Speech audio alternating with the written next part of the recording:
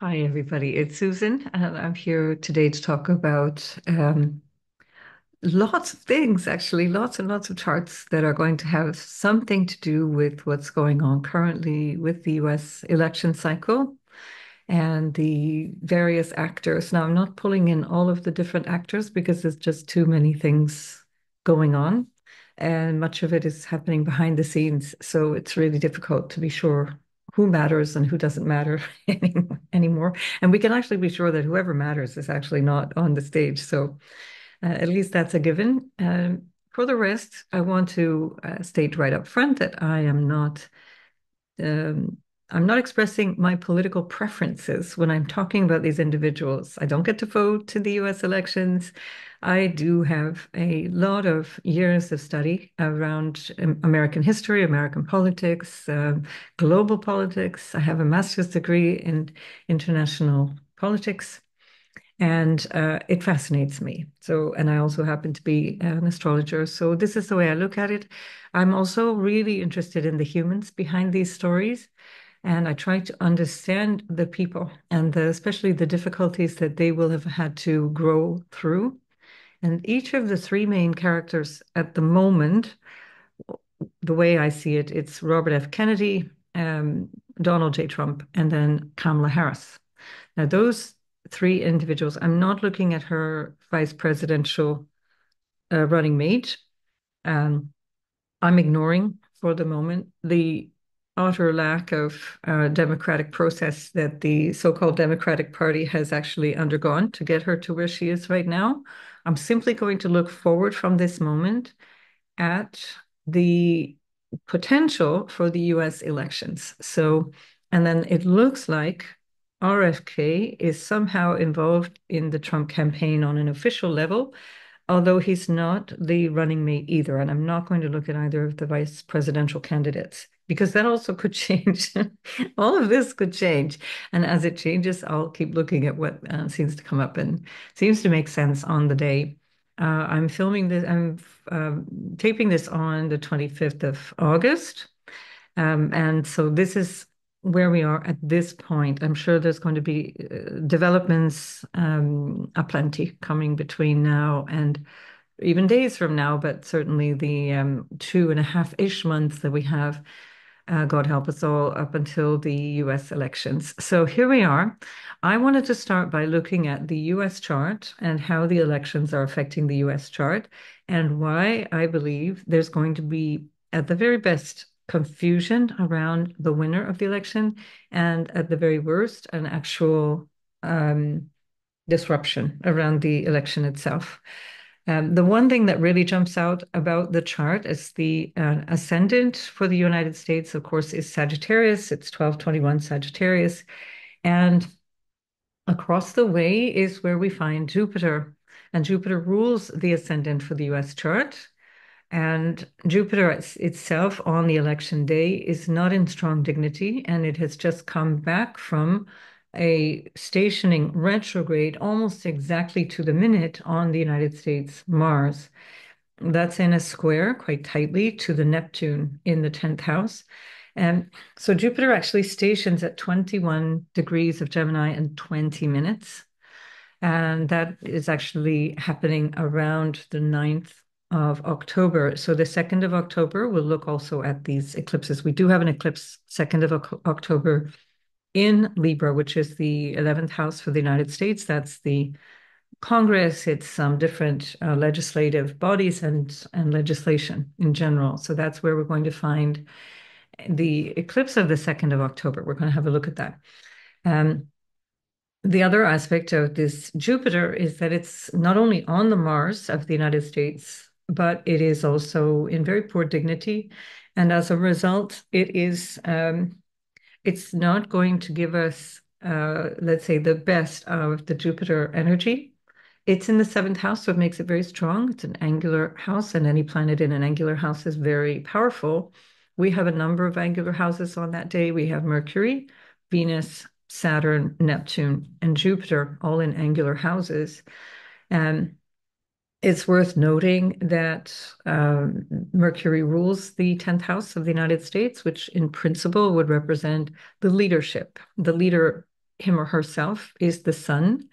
And we see on the day that the sun is in Scorpio. Of course, it always is in United States elections.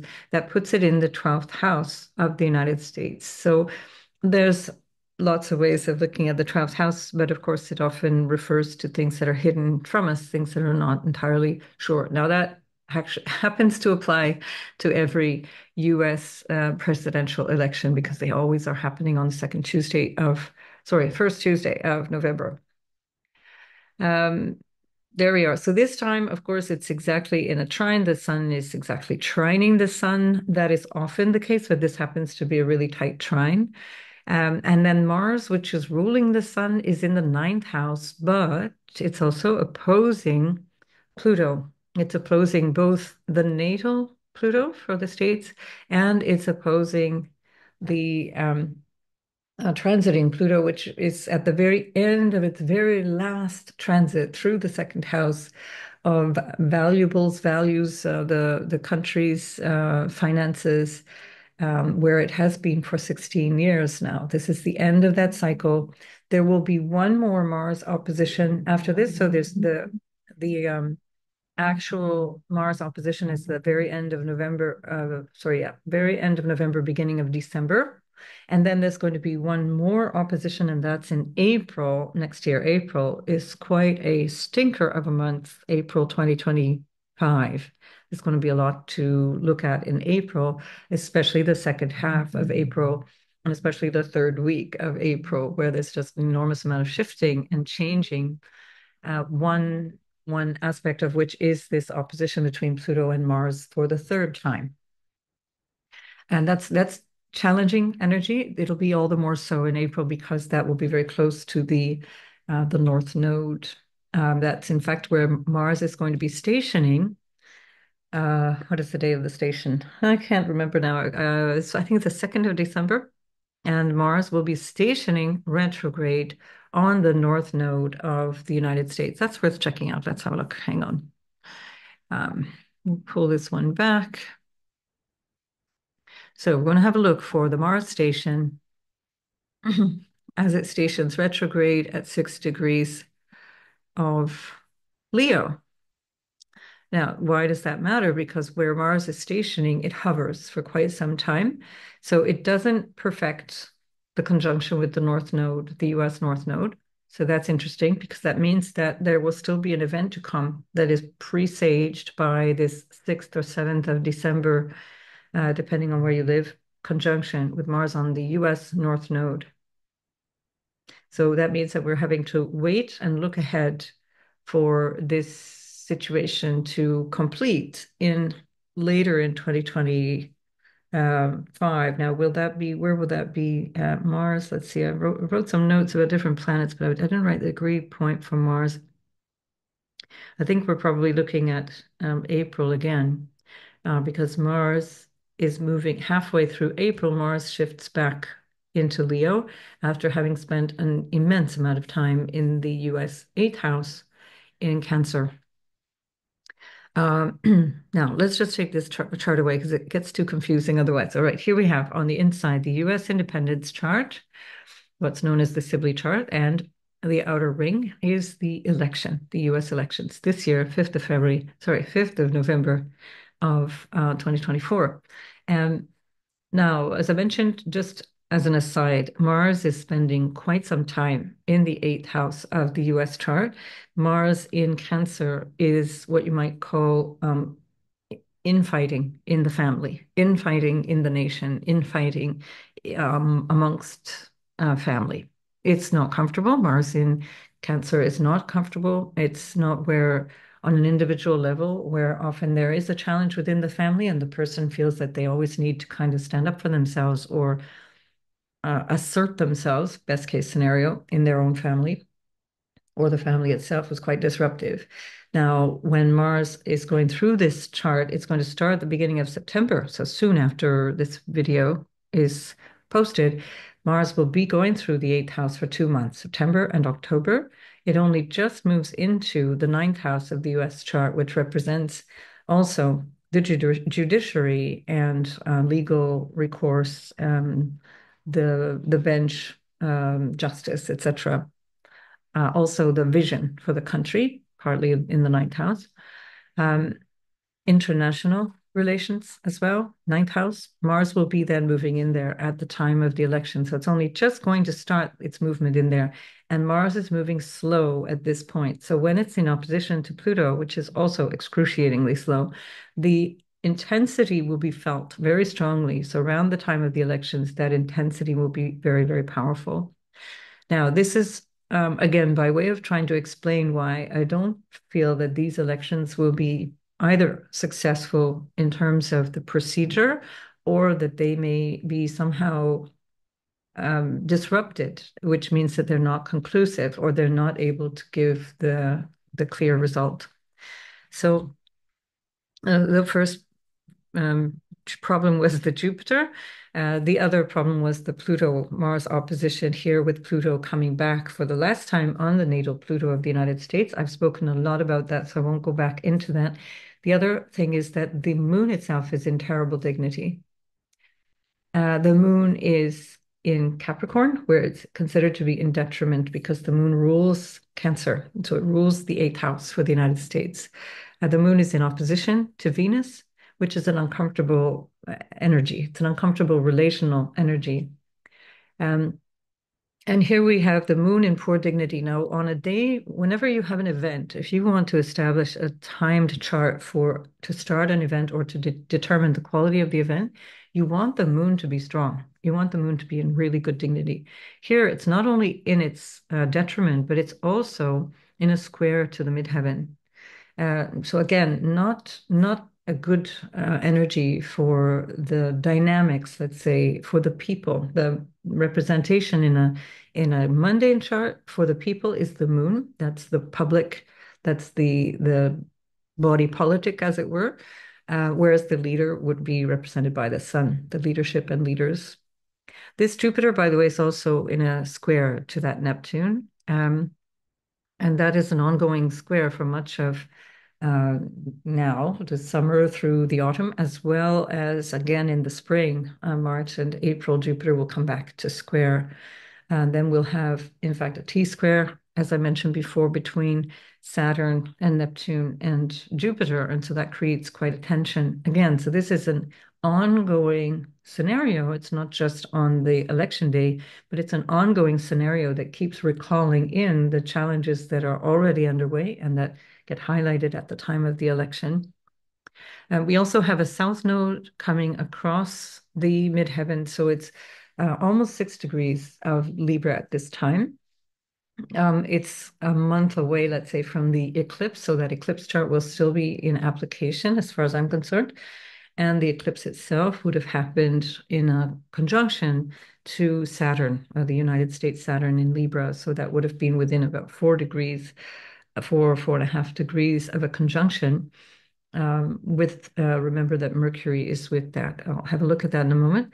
But all of that to say that eclipse was in a square to the sun, the leader, the square from the eclipse to the sun that will represent the leader of the United States, which is in the eclipse terms ruled by Venus, Venusian figures, which represents women. I don't have the confidence that some other people have around around Kamala Harris winning.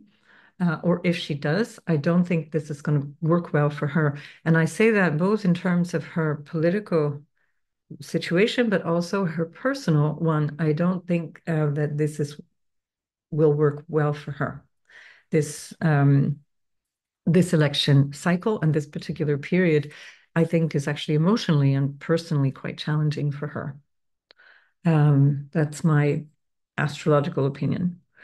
Um, what else did I want to tell you about? So the Saturn goes through the fourth house. That's a long-standing passage. It goes from March 2023 all the way through February of 2026. But before it actually gets out of that cycle, it's going to cross over the IC of the United States. So that's about your the territory, the root of the nation, let's say. Saturn is in the homeland section of the US chart, and that's also not very comfortable. It's in an exact square, tight square for several weeks to the US ascendant because Saturn is stationing at 12 degrees.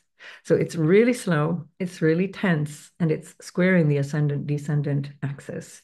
So it's putting extra pressure on the image of the country as well as the people and the homeland.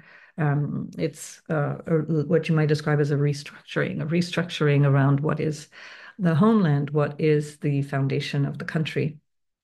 That Saturn is also ruled by Jupiter, which is, by the way, again, remembering the chart ruler or the ascendant ruler for the United States Sibley chart. And of course, that Saturn is ruled by a Jupiter that's not comfortable and with Mars. So it's a lot of discomfort around planets that are restructuring and reconfiguring what the United States means to itself and to other countries. That ongoing Jupiter square between Saturn and Jupiter in the seventh, so Saturn in the fourth house of, again, the home, the land, the people's foundation or the sense of what the country rests on, is also pulling in a lot of tension between other players that could be adversaries or partners out in the world that are the United States partners, commercial partners especially, but also adversarial partners. So I think this can also represent with the Jupiter retrograding back away from the Mars before exactly perfecting, although it's very, very close. I suspect that there is a brinksmanship. There's something that is going on, which is already underway, which is just pulling the US into a situation, and then there's some need to re-examine it or to have to back down. The Jupiter is also in opposition to Venus, which is in its sign. And of course, Venus always represents money and relationships of all kinds. Venus in Sagittarius is often a little bit too scattered or impulsive. And so this can also have a really strong dynamism around the markets, around money markets or financial markets, which is where we see the North Node kind of highlighting this tension or this expansion and a lot of developments in this Mars-ruled sign in the fifth house, ruled by Mars, which is now in the ninth house, approaching the North Node. So there's a very interesting dynamic here also between the Mars, Mercury, and the North Node, creating a fire trine, a grand fire trine. Which can have something to do also with commerce, with money, with exchanges of all kinds, with the economy in a general sense. The fifth house is taking risks as well, as Mars is in the ninth house, which again is representing legal issues, the law. The word lawfare comes to mind with Mars in the ninth house in Leo, especially as it's moving into a trine to the North Node that it's ruling in the fifth house, and also trining that very impulsive Mercury in also in its detriment because Mercury rules Gemini and is in the opposite sign of Sagittarius. There's a lot of things here. I would have to hold my judgment because it's too many moving parts at this point, but there could be some really serious, let's call them shenanigans around what is legal and what is not legal that may create some real disputes or at the very least raise some eyebrows around the time of this election. We also have a trine from Uranus back to the natal Pluto of the United States chart. It's also in an orb of trine to a transiting Pluto, and it's trining the Neptune of the 10th house of the US chart. So that also creates quite an interesting dynamic of instability in the sixth house, which is also representing the people who support the country, including the military, firefighters and policemen, and the people who are police officers, people who are taking care, let's say, of service around the country. It's also the house of difficulties, obstacles, and burdensome or, let's say, duty-bound agreements. Um, all right, let's stop here for now. We'll come back. I'm afraid we have to come back to all of this. Oh, I forgot to mention also that this election cycle, just for good measure, is also part of the Chiron return of the United States. So they're not only having the Pluto return, but they are also in the midst of the Chiron return. And and that also is something that harkens back always to the so-called birth experience or to the origin story that also contains, in this case of the United States, issues around inferiority, issues around not belonging, issues around feelings of inadequacy vis-a-vis the context that they were born into. Uh, right. All right. Let's leave it there. Oh, and another way that that can look is that there is with the Chiron Aries for the United States, that there is an inferiority in terms of the capacities at the time of the revolution, the inferiority around the capacities that actually ended up um, that they overcame. So Chiron is always a story of overcoming. It's always a story of the wound becoming the source of our growth and maturity. So the US is going through a similar phase. It's not going to repeat the same story, but it's a similar phase to all of that. I'm sure I'm leaving something out. Yeah, so also we also have Neptune in a very strong trine all of this year to the United States Mercury in the Sibley chart. And again, we have to keep in mind that Neptune trining Mercury, very best case scenario, is great imagination, lots of song and dance, lots of showmanship, and not a lot of substance, things that are anywhere from entirely fictional to shiny objects that are designed to distract. And then that Neptune is in the fourth house of the United States, which has been showing issues around the confusion or the sense of disappointment, disillusionment that the people are having in the fourth house in terms of the foundation and um, the what you might call the reliability of the country itself. That's since March-ish, March of 2011. So it's a long story that continues into 2025 and 2026 as Neptune then will conjoin the IC opposing the MC, midheaven.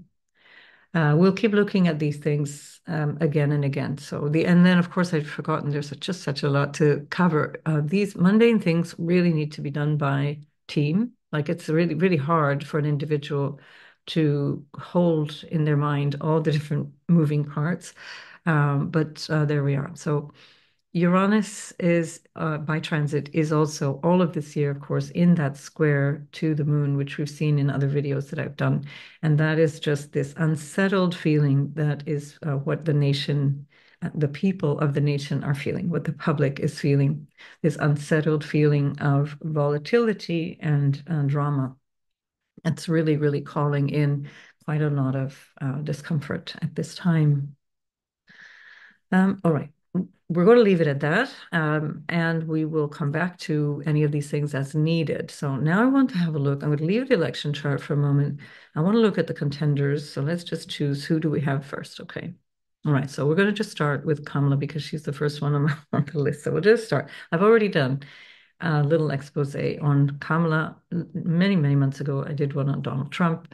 Um, not all of you have followed all of this or have followed me since then, but anyway, just to say, this is Kamala's chart. I want to pull in now the US election chart and have a look at that. Actually, before we do the elections, we'll go to the eclipse cycle.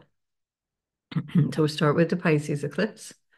We see that her chart is it's a strange thing where things are almost affecting, but not quite. It's like almost, but not quite. And what that suggests is that things are not going to pan out the way that is projected.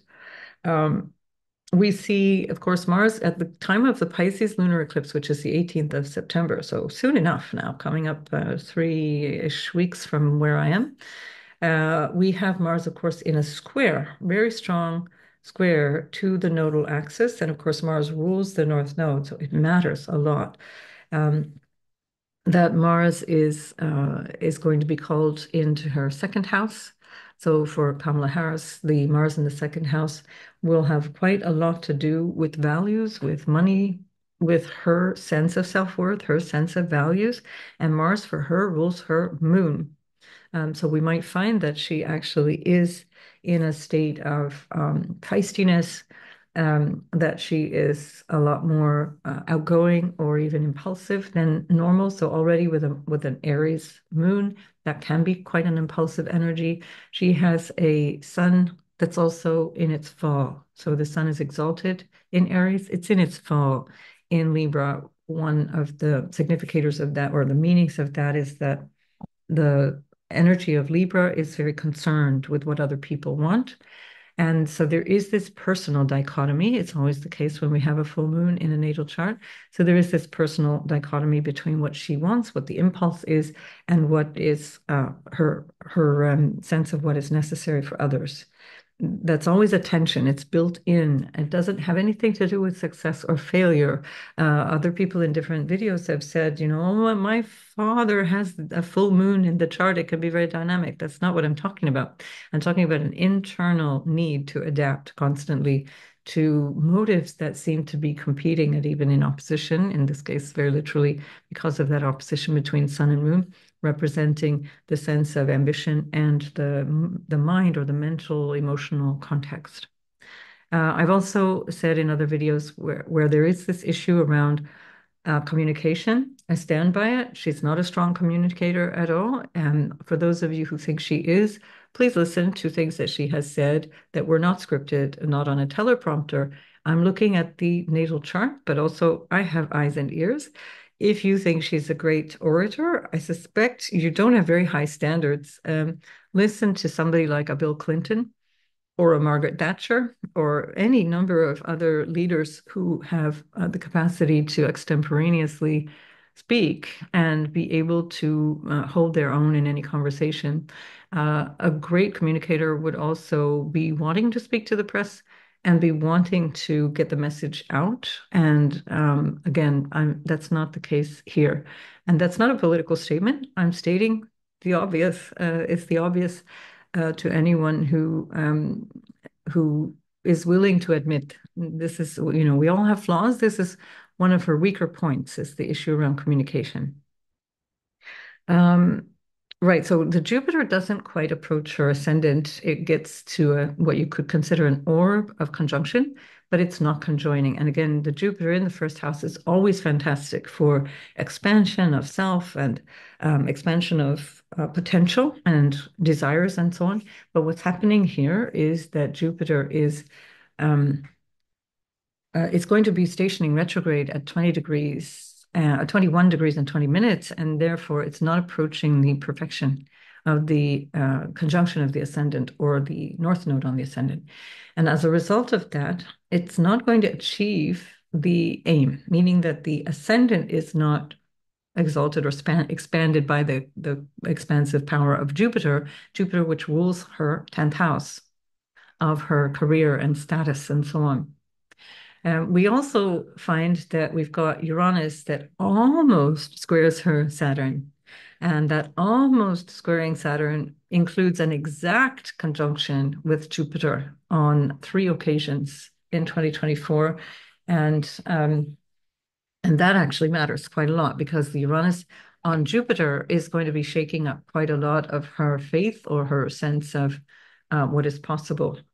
This is personal. Like me, I'm trying to interpret this from the point of view of this individual called Kamala. And the other aspect of this is that there is this, in terms of the eclipse, there is this confusion aspect. So the moon and Neptune are together. It's not terribly clear at this time what's going on, both of them, of course, in opposition to the sun in the 4th house. So for her, this will be something she will experience quite personally. The ruler of her ascendant Mercury is very strong. It's in its own sign in Virgo. But when we want to achieve something that's public, achieving a public aim, achieving a goal that is quite out there, I wouldn't have wanted planets like the Sun or Mercury, which rules the ascendant, to be hidden in the fourth house. So although the fourth house is an angular house, it is also a house that is it's personal. It's foundational, but it's also a very personal place. And more importantly, it's at the midpoint between Uranus and Pluto, and it's in a 1 minute, 1 arc minute of a degree opposition to Chiron. And Chiron is going to have its second pass of Saturn. The first pass was earlier in March, April of 2024. And Saturn is sitting on her Chiron, very powerful. When Saturn meets Chiron, there's a lot of personal stuff that is generated. In her case, with the Chiron in the 10th, there are issues of her own feeling of capacity around her success and achievement. Uh, as opposed to perhaps what her family expectations were or what she thought she had was under obligation to do. And equally with that Chiron retrograding in Pisces in the 10th house, a feeling of fitting in, not really feeling she fits in. And so this is also what's being influenced here. So she might have some very personal awareness or personal revelations around these old stuff. This is old stuff. It's old, childhood stuff. Um, that we may not be aware of. So I'm just reading this from the level of this individual called Kamala.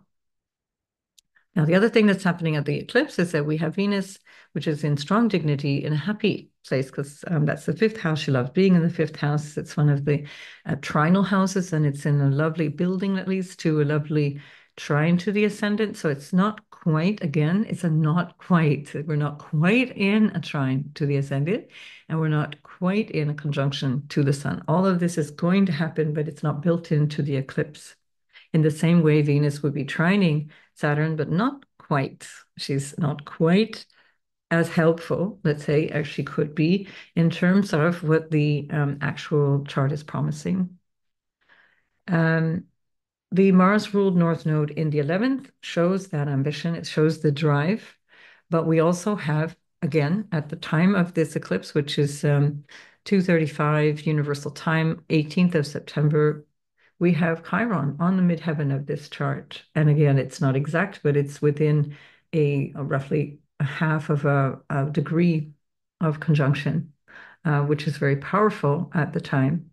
And that half a degree conjunction is also within a sextile, again, not exact, but a sextile of the ascendant. So Chiron in a sextile to the ascendant, it is moving away from the ascendant, it's moving away from the midheaven, but it's in the interplay of it. And we have the Eris there as well, which is also retrograding, but it's retrograding back into the North Node and the ascendant. So there's some touchiness here. There's something that's not quite right in the house of the future, in the house of goals, also in the house of foreign, or not foreign, let's call them social connections, not like friends, but acquaintances kind of thing, and the people that one associates with. So something's shifting here that I don't believe is necessarily going to work in her favor. Again, I don't have the same optimism that some other astrologers have in terms of her success. If I'm wrong, I will be very happy to revise my understanding of the astrology, but this is what I'm coming up with. I think that's it for now. We're going to leave Kamala for a minute. Oh no, we still have, let's do the October. We still have the October to come. Let me go. There's so many charts here. This could go on for ages. This is now the Libra solar annular eclipse. So here we go. At the time of this chart, the 2nd of October, 2024, it happens to be at 19:49, so 7:49 p.m. Universal Time. We now have Saturn, which has perfected the conjunction with Chiron. It is in opposition, but in the midpoint between Uranus and Pluto. So quite a stimulus, again, this is the dynamism since the beginning of September. It's very, very strong already, even as I'm doing this video at the end of August. So that Saturn is pulling on the Uranus-Pluto conjunction that she has. That's a generational conjunction. Hers happens to be with Venus. So we see the issues that she's had around relationships and in terms of her own um, experience of her own value and her home life and women in the home, etc., etc., etc. That's childhood stuff. Um, and that Saturn, of course, is now a little bit out of the tighter orb, let's say, with Jupiter. Jupiter, remember, is going to retrograde 1 week after this eclipse on the 9th, 8th, 9th, depending on where you are, at 21 degrees and 20 minutes of Gemini. So still not perfecting the conjunction with the ascendant. We now have the Chiron moving back into the 21st degree, 21:45. It's not really affecting, we can't really say that it's affecting the moon, but it is overall still in effect, it's affecting her social circle. And now we've got a very, very tight trine. So the trine was active before, but this is very, very tight. This is within half a degree again. And we're looking at something that will be pulling in her goals, her wish for achievement, her drive for achievement. Interestingly, she has a Mars in Leo. So does Donald Trump, Mars in Leo. His happens to be in his first house because he's a Leo ascendant. So that's tenacious, very strong, very driven, lots of willpower here. And it's in a trine to Chiron. So there's a weakening here. There's something weak because now Mars, which is ruling that Chiron, is weakening the pull, let's say, or is weakening the enthusiasm as Chiron retrogrades. It's going back to something that happened already in the spring, something we've already dealt with. And it has a lot to do with maybe support. It can be financial support or what she's able to pull in or how she feels around herself. Mars is 12th from the natal Mars. So she'll have her Mars return in April, May, June. I can't remember on the mouth. Let's say May for sure of 2025. That's her Mars return. She's not going to get the Mars return in this election cycle, although Mars will move into her third house just after the elections. Or no, just at the time of the elections, in fact, just moves into her third house. So that Mars is considered to be 12th from her natal Mars, which is pulling the energy away from that Mars, which is again something to do with the third house of her willpower, her drive, her capacity to engage, to communicate. Mars in the third house in Leo can be like one of the ways that we can see that with her, for example, is that it's ruling that Mercury in the sixth house, Mercury, which is under the beams of the sun, which itself is not a strong sun. We saw it's in detriment. And so rather it's in full, it's a sun in Libra in full. And so that Mars in the third house can have her kind of repeating things. We see this a lot in her way of communicating. She will repeat things, but they don't make sense. The impact isn't there. It's just repetitive. And so there's a stubbornness. We see this with Trump in different ways as well. Just a stubbornness and a stubborn kind of pushing drive with Mars when it's in Leo that can be not entirely helpful, especially in the third house. Third house Mars can actually be very antagonistic in terms of how people hear you or how you communicate with people. It's often the house where Mars is considered to be a bit gossipy or challenging. Can be issues around siblings as well. And again, this is not a political statement. I'm reading from the natal chart, and these are interpretations I would do the same interpretation for anybody. So if this person were called Joe Bloggs, this would be Joe Bloggs' version of how Joe Bloggs communicates. But that Mars in the 12th house from the natal Mars, for me, also pulls away from this 11th house and especially the North Node. So that's to be seen. I don't think these eclipses are necessarily going to support her. I don't think that they're working really in her favor. The other thing is that Venus is in the sixth. In the sixth house is a difficult placement for softer planets, and especially as Venus rules her sun. So Venus is ruling the eclipse from her sixth house. And this can create some challenges for that Venusian quality, for the female, the feminine, or the relational quality, um, which of course is her main pull. It's it's the fact that she's a her that is really the big pull right now. Um, right, let me see what else I'm missing. Oh yes, and of course. So we also have the 10-degree eclipse. It's happening at 10 degrees of Libra, 3 minutes conjoining really tight within a degree and a half of a conjunction of Mercury, which is her ascendant ruler. Again, very important planet for her, that Mercury. And it's also 12th from her own Mercury.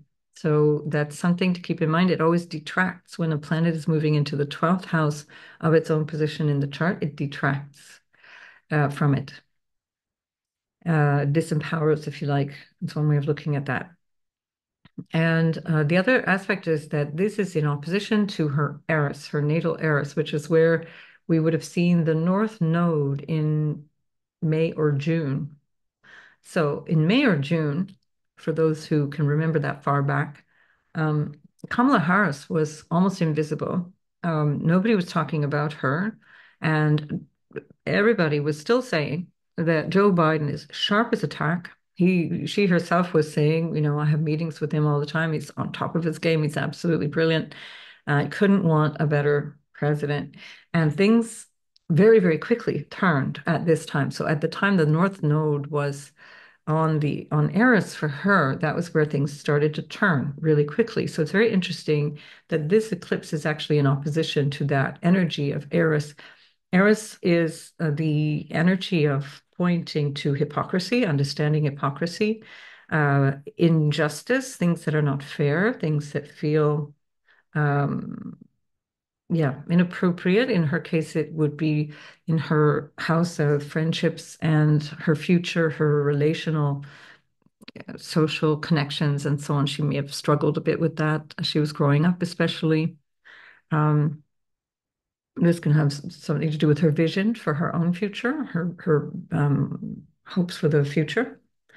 Um, and again, there's a pull on that. It's not where it's not very comfortable. This is a solar eclipse in the sign of the sun's fall.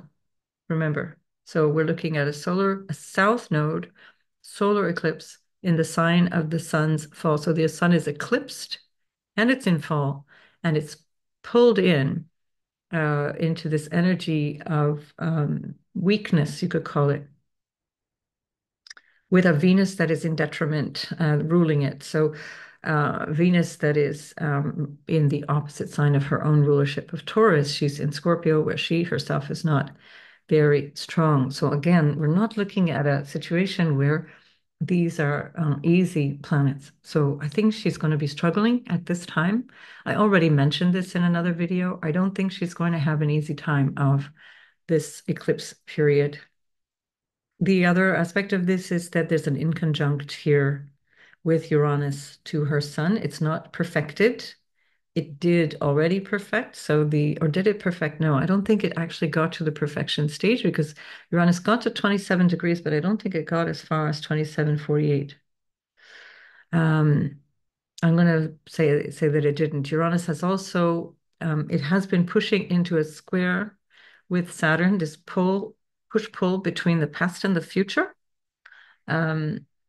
And that has not yet perfected either. And it also has been a semi-sextile with her moon, which is also really uncomfortable. So again, I want to stress that this is a human. There's a person called Kamala behind all of this. Whatever you think of her and her politics, she's going through a lot right now that is really not easy. On a personal level, she's really having to grow and deal with quite a lot. And again, we're pulling back into a square here, September, October, November, tight, a little bit tighter square with Pluto, which she would have had very, very powerfully in 2000, late 2002 and 2003 exact. Um, Sorry, 2022 and 23. Sorry. My dog hasn't been well and it's been waking me up. She has been waking me up every night for the last 3 nights. So, apologies for this mishmash. So that the other thing is, yeah, so the moon is our sensitivity, it's our mind, it's our um the way we feel, the way we think about things. And there's been a lot of tension there with Pluto in the eighth. When Pluto has squared her sun, which would, because it's in opposition, she's born at a full moon, that tension is there, but it's more in the sense of what is my goal, my career, my identity, my purpose, my life purpose. And so that is what was happening. So at the one hand, she was dealing with this on a personal, intimate feeling level, maybe mental tension as well. And then on the other hand, it was very much about being thrown into a whole new vision. So any of you who've had a Pluto squaring the sun, especially if you've got a sun or moon in Aries or a sun or moon in Libra, you will have had Pluto squaring your sun in the last 16 years. And it's not an easy passage, and she's getting it in this full moon aspect. So if you have a full moon anywhere on the spectrum of Aries and Libra, whether it be sun or the moon in either side, it's hard. It's a difficult thing personally to go through, and she's going through it on the public stage in many ways. So difficult times for Kamala. So there we are. Um, Now let's have a look at the election chart that we just saw earlier. And here we are. So this is now Kamala a month later, because of course we're looking really just 4 weeks or so from this eclipse. Now we have had the passage again, the second passage of Saturn over Chiron. It has perfected, and now Saturn is very, very strong at that 12 degrees of Pisces. It's kind of hovering there, which means it's hovering really strongly in opposition to Uranus. There is this tension in two directions. We've got Uranus by transit squaring her Saturn, and we've got Saturn by transit in opposition to her Uranus. It's still in an orb of Pluto, but I'm just going to, for the moment, focus on that Uranus. So there's a pull and a tension that has to do with past and future, and also equally issues around authority, um, personal authority and authority figures of all kinds, and who has your back, basically. Uranus is in the house of, and has been since 2018, in the house of hidden enemies. And we also see that Uranus has crossed, approaching its second crossing of her natal Jupiter. So Uranus on Jupiter can be a crisis of faith. It can be a crisis of knowing, what do I know? What is true for me? What is important? It can also represent loss. So Jupiter in the 12th house, it has to be said, can represent loss. She has a Venus, which is in, again, it's in its fall because it's exalted in Pisces, so it's in the opposite sign of Virgo, and that's ruling a retrograde Jupiter in the 12th house of loss and ancestors and so on. So there's a lot in her personal life that connects her to her ancestors and the ancestral story. And then we have this Uranus that's crossing back and forth over that. And I suspect that part of this is that the ancestral story, her makeup, her family makeup, and her ancestors are part of her story at this moment that's being highlighted. But also on a personal level, the Jupiter does represent what we think we're capable of, what we do have faith in, what we think we want out of life. And here it's challenging, it's destabilizing, it's not so easy. Again, from the point of view of an individual called Kamala, this is a really challenging period of time. So that Uranus is coming back for the second pass over the Jupiter. It'll get a third pass in the spring, but actually that Uranus basically hovers on the Jupiter for the whole of the, let's say, 8 or 9 months to come, because we're looking at 8 or 9 months. Yeah, yeah, well into the spring. So that Uranus is going to go back as far as 23 degrees. So it's still within only a degree of her Jupiter. It's going to be pushing and pushing on her Jupiter.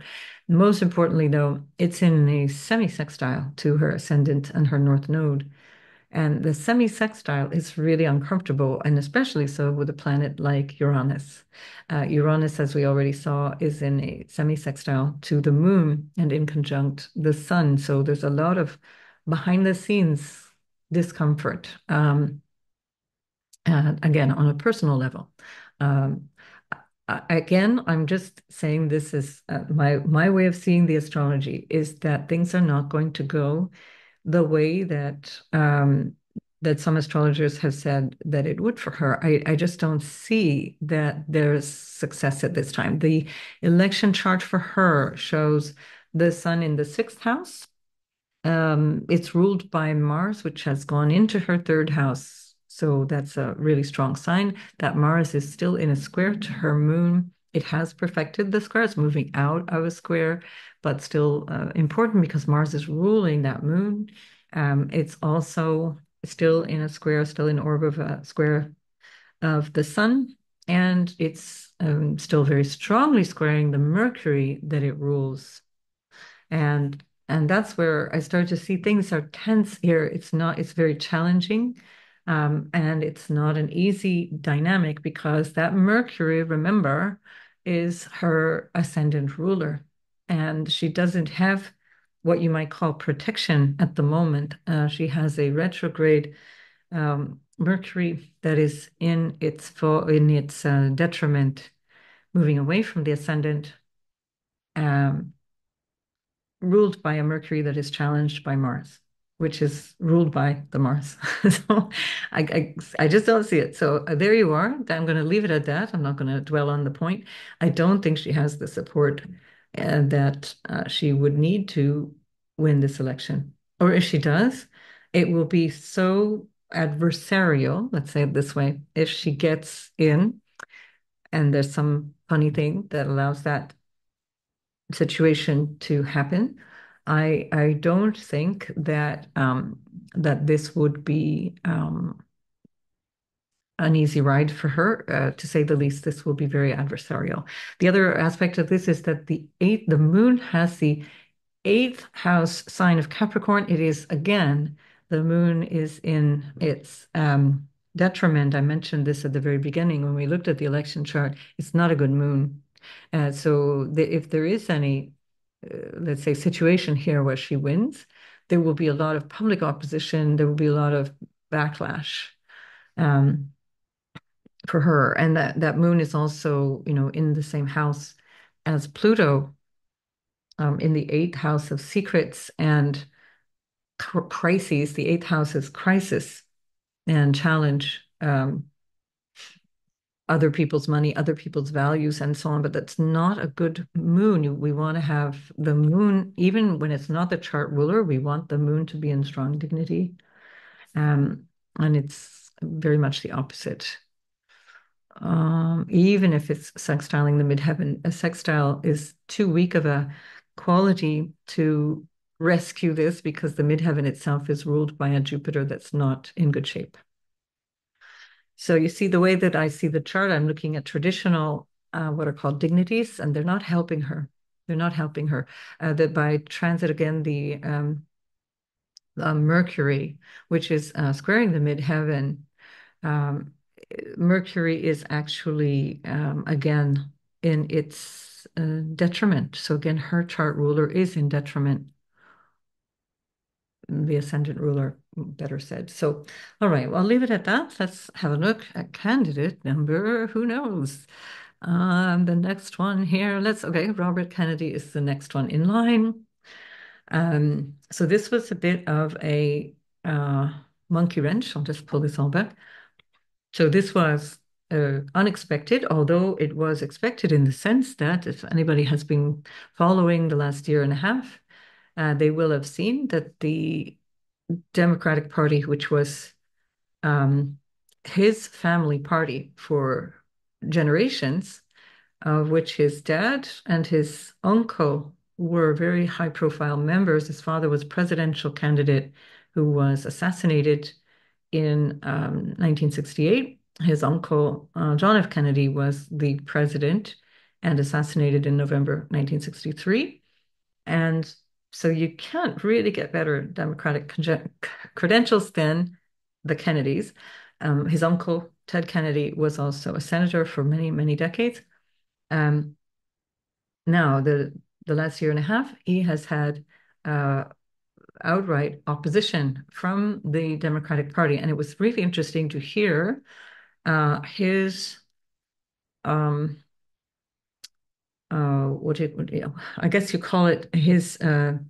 It was not a concession speech because he didn't quit the elections, but he has decided to suspend his campaign.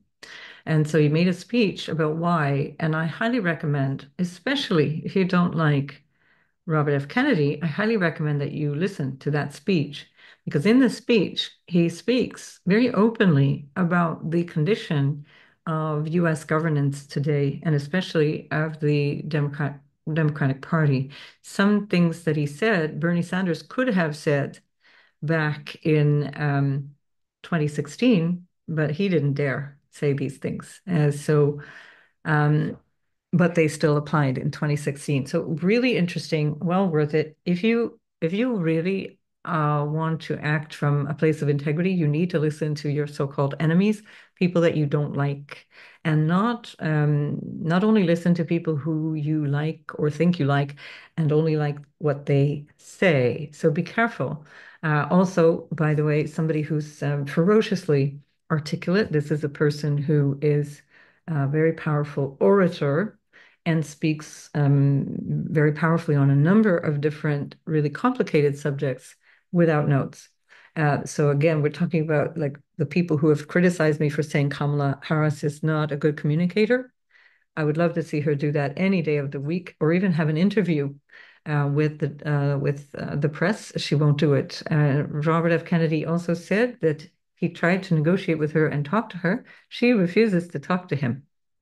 Um, so, okay, I leave that at that. But I'm saying that not because I support RFK, but I just say it because when people are in this position of antagonizing, we need to understand why the antagonism is happening.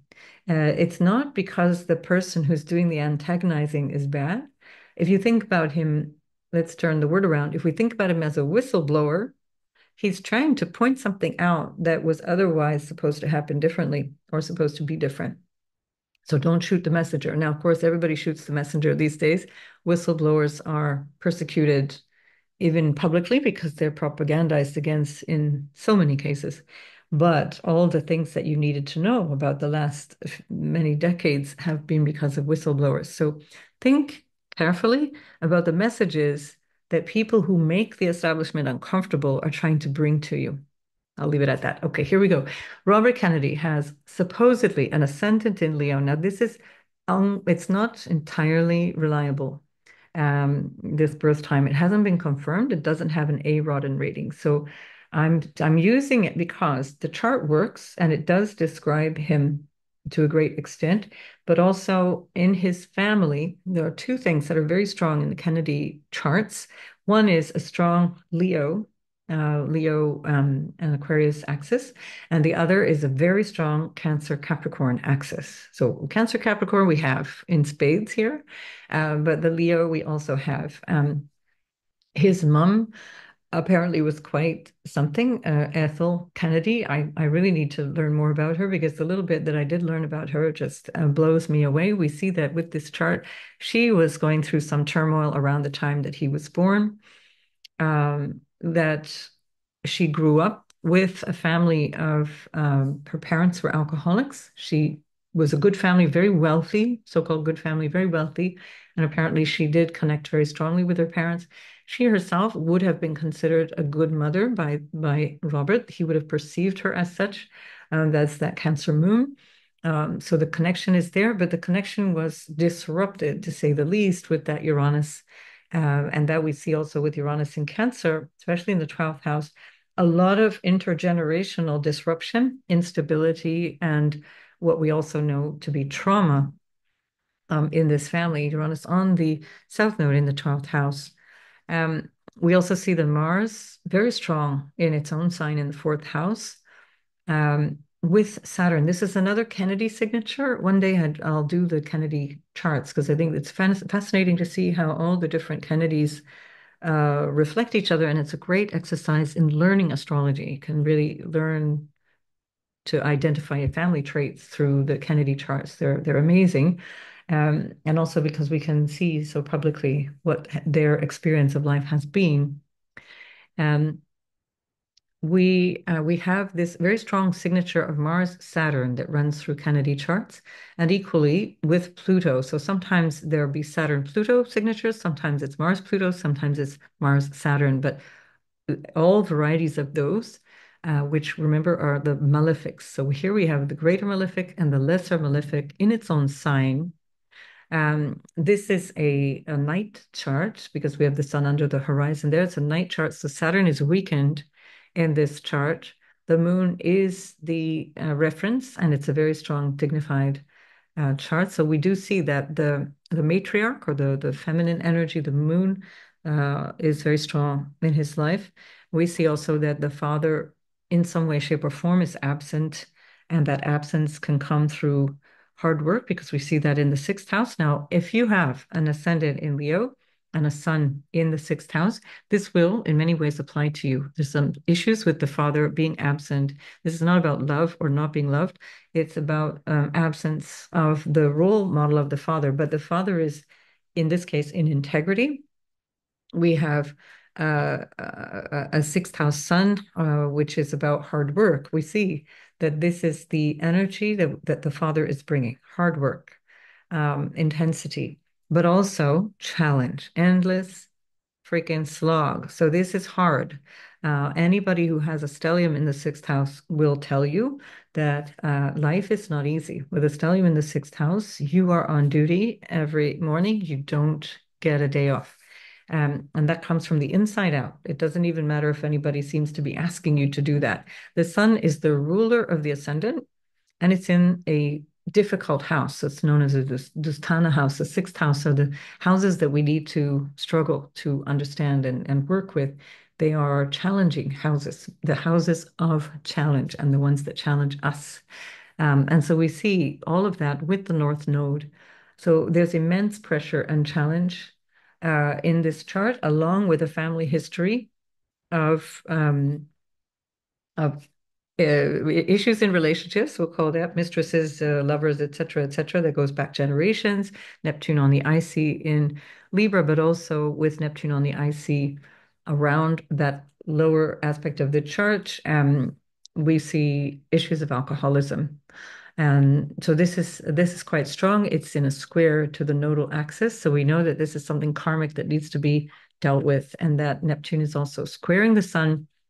It's squaring Mercury, it's squaring Venus, and again, as I mentioned, squaring the nodal axis, and of course Chiron as well. So there's a lot of pain around these things in the family, around the father, around alcoholism, around not knowing, around deception of all different kinds, whether that be deception due to being, having mistresses or whatever, lovers and so on, or if it's about uh, the sort of the cloudiness, let's say, of alcoholism.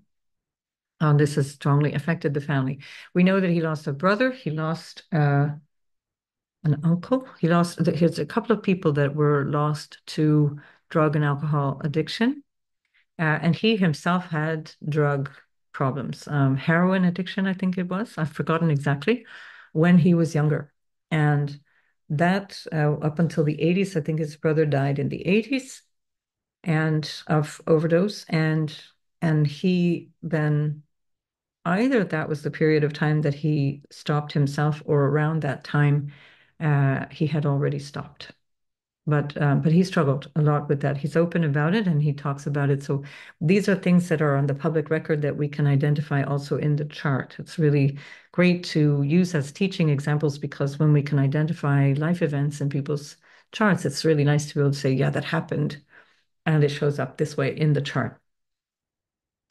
Right, so that Saturn Mars is a challenge. We see that also brings a lot of a capacity, let's say a capacity for overcoming. Saturn is also squaring the ascendant and squaring the descendant that it rules. And so we see this a strong capacity for overcoming. Um, and he has been married at least twice. I think he's on his second marriage. Difficult times in relationship. We see that because Venus herself is ruled by that Saturn, which is overwhelmed by the Mars. And Venus is on the North Node, squeezed there in between the node and the sun. So Venus doesn't really get to show up. And as a result, we see that she will be something that he's striving towards. Um, what else can I say about this chart? So all of this, by the way, of course, is also in a square to the midheaven. Mars is, as I mentioned, very strong, ruling from the fourth house. So we see that this is, again, this strong urge that comes from a family, let's say, imperative. It comes from a traditional or family imperative to succeed, to be shown to succeed. And it brings a drive that in this case comes from visceral energy of needing to do something, using that Mars and Saturn um, drive. Any aspects between Mars and Saturn can either demolish you or bring you to this place where you are ready to overcome. And because we have such a strong signature of this overcoming in the sixth house through the Saturn, um, and also the Saturn squaring the ascendant, that pressure, the personal pressure, is intense. So I think it was probably many do or die moments in his life. A fascinating character, a fascinating chart. We have Pluto in Leo. He's part of that generation. Pluto in Leo, needing to be seen, wanting to be seen to be dynamic, and so on. It's in a trine to the midheaven, so there's a desire to be seen, to be noticed. Um, that is also in a retrograde, moving backwards in the first house, so that he will have always had these dynamics of struggle and challenge in terms of how he relates to other people and how he relates to his own success. Um, and we'll see that with Donald Trump, how that pans out. It's going to be an interesting, interesting dynamic. All right, I think I've covered all these things. I guess second house, Mercury rules the second house. Mercury in Capricorn is in strong integrity. Again, that Mercury is challenged by the sun. It's under the beams, just like Venus is. It's challenged by the sun, and it's also in a square to Neptune. So again, he's had his fair share of difficulties with being misunderstood or even potentially downright lying. But I think the Neptune in Venus ruled sign has a lot more to do with the Venusian issues, the women and the relational stuff. Um, but it can also tie in through the third house to issues around communication and that Mercury and Sun. And again, these are things that are built into the chart. So Kamala has a sixth house Mercury as well. It makes people work harder. She works harder for it. In her case, the Mercury is even more challenged. But in terms of this Mercury, it's ruled by the Saturn, which is with Mars that rules it. So he overcomes. There's a challenge. We even hear it in the way that he speaks, the voice. He's suffered from some illness, which, as far as I'm concerned, I work with symbolism of illness and the way that people become ill through psychosomatic and other social pressures and personal psychological pressures. There would be a lot of that here with a very, very strong sixth house. There's an enormous pressure on his personal health that has to do with psychosomatic issues as well. Um, all right, we'll leave it for now. Oh, and then of course the Jupiter. Here we go. Jupiter, he's having his Jupiter return in the 11th house. Um, Jupiter in the 11th house brings a lot of dynamism, a lot of luck from people in high places. Uh, let's say support from people in high places, except that it's a Jupiter in its detriment. And it's a retrograding Jupiter back, moving away from the 17th degree there. So, or rather, away from 1720 Gemini. So it's interesting. Let's keep that in mind because although it's a helpful Jupiter, Jupiter really loves being in the 11th house. It's one of the houses of gains. The gains don't come easily. They're not as easy as it might appear. So he's gone through a number of struggles to get to that Jupiter. And the Jupiter itself is unaspected in terms of traditional aspects. It's in an inconjunct aspect to Mars. So the Jupiter is up there on its own. It's kind of like saying, here, son, we'll give you the Kennedy name and you sort yourself out. And so some people don't use these, what are so-called minor aspects, a quincunx or an inconjunct. I do, but that's the only aspect that this Jupiter gets. So otherwise it's known as peregrine or unaspected. So that's interesting in and of itself. So that gives him the kind of Lone Ranger sort of reputation that he has also in terms of Jupiterian things, in this case with Gemini, around teaching, informing, and his information and communication is in the second house ruled by Mercury in the sixth. Um, and this is based on his values. So the Mercury energy, the sixth house of duty, obligation, struggle, and overcoming, and everyday work, litigation. He is a lawyer. He's trained as a lawyer. It is based on those values, but it's not easy because he has a lot of obstacles, as we've seen publicly. Even people who would actually otherwise normally support somebody like him, call him all kinds of crazy names. And he's been pegged as well, I'm not even going to go into it. So anyway, there we are. So let's have a look now at his stuff. Let's start with those charts of my God, this is going to go on forever, this video. We're going to start with the eclipses. There we go. This is now the Pisces lunar eclipse, the 18th of September. The eclipse itself is happening in his eighth house. And so that can also be something to do with other people's money. Now, already, both Trump and he have Saturn in the eighth house of other people's money and support coming from other people, which suggests that there's a lot of pressure or tension and struggle around these issues. So there's a lot of needing to revise, needing to go over things. It's not necessarily clear what's going on there. A lot of eighth house stuff, especially in the political world, has to do with things that are not really above board.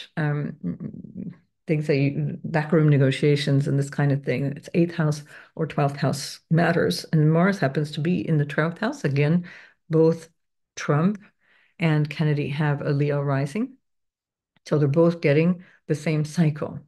So this Saturn and Moon conjunction will include the Neptune in that as well. Saturn, Moon, and Neptune for the eclipse is happening in opposition to the Mercury. So Saturn is almost, what, a degree, half a degree, a little bit more than half a degree of opposition to Mercury at the time of this eclipse. And of course, the Sun and Mercury are in the second house for both Trump and Kennedy at the time. And what's important here is to recognize that Jupiter is slow at this time, and it's the Jupiter in the 11th that is ruling this eclipse in the eighth house. So there's some dynamic here which can bring, to a certain extent, some qualities of help. He's already had his Jupiter return. He's going to have the third pass of Jupiter. So he had one pass as Jupiter was direct going across 17 degrees, where we saw the first square, Saturn-Jupiter square.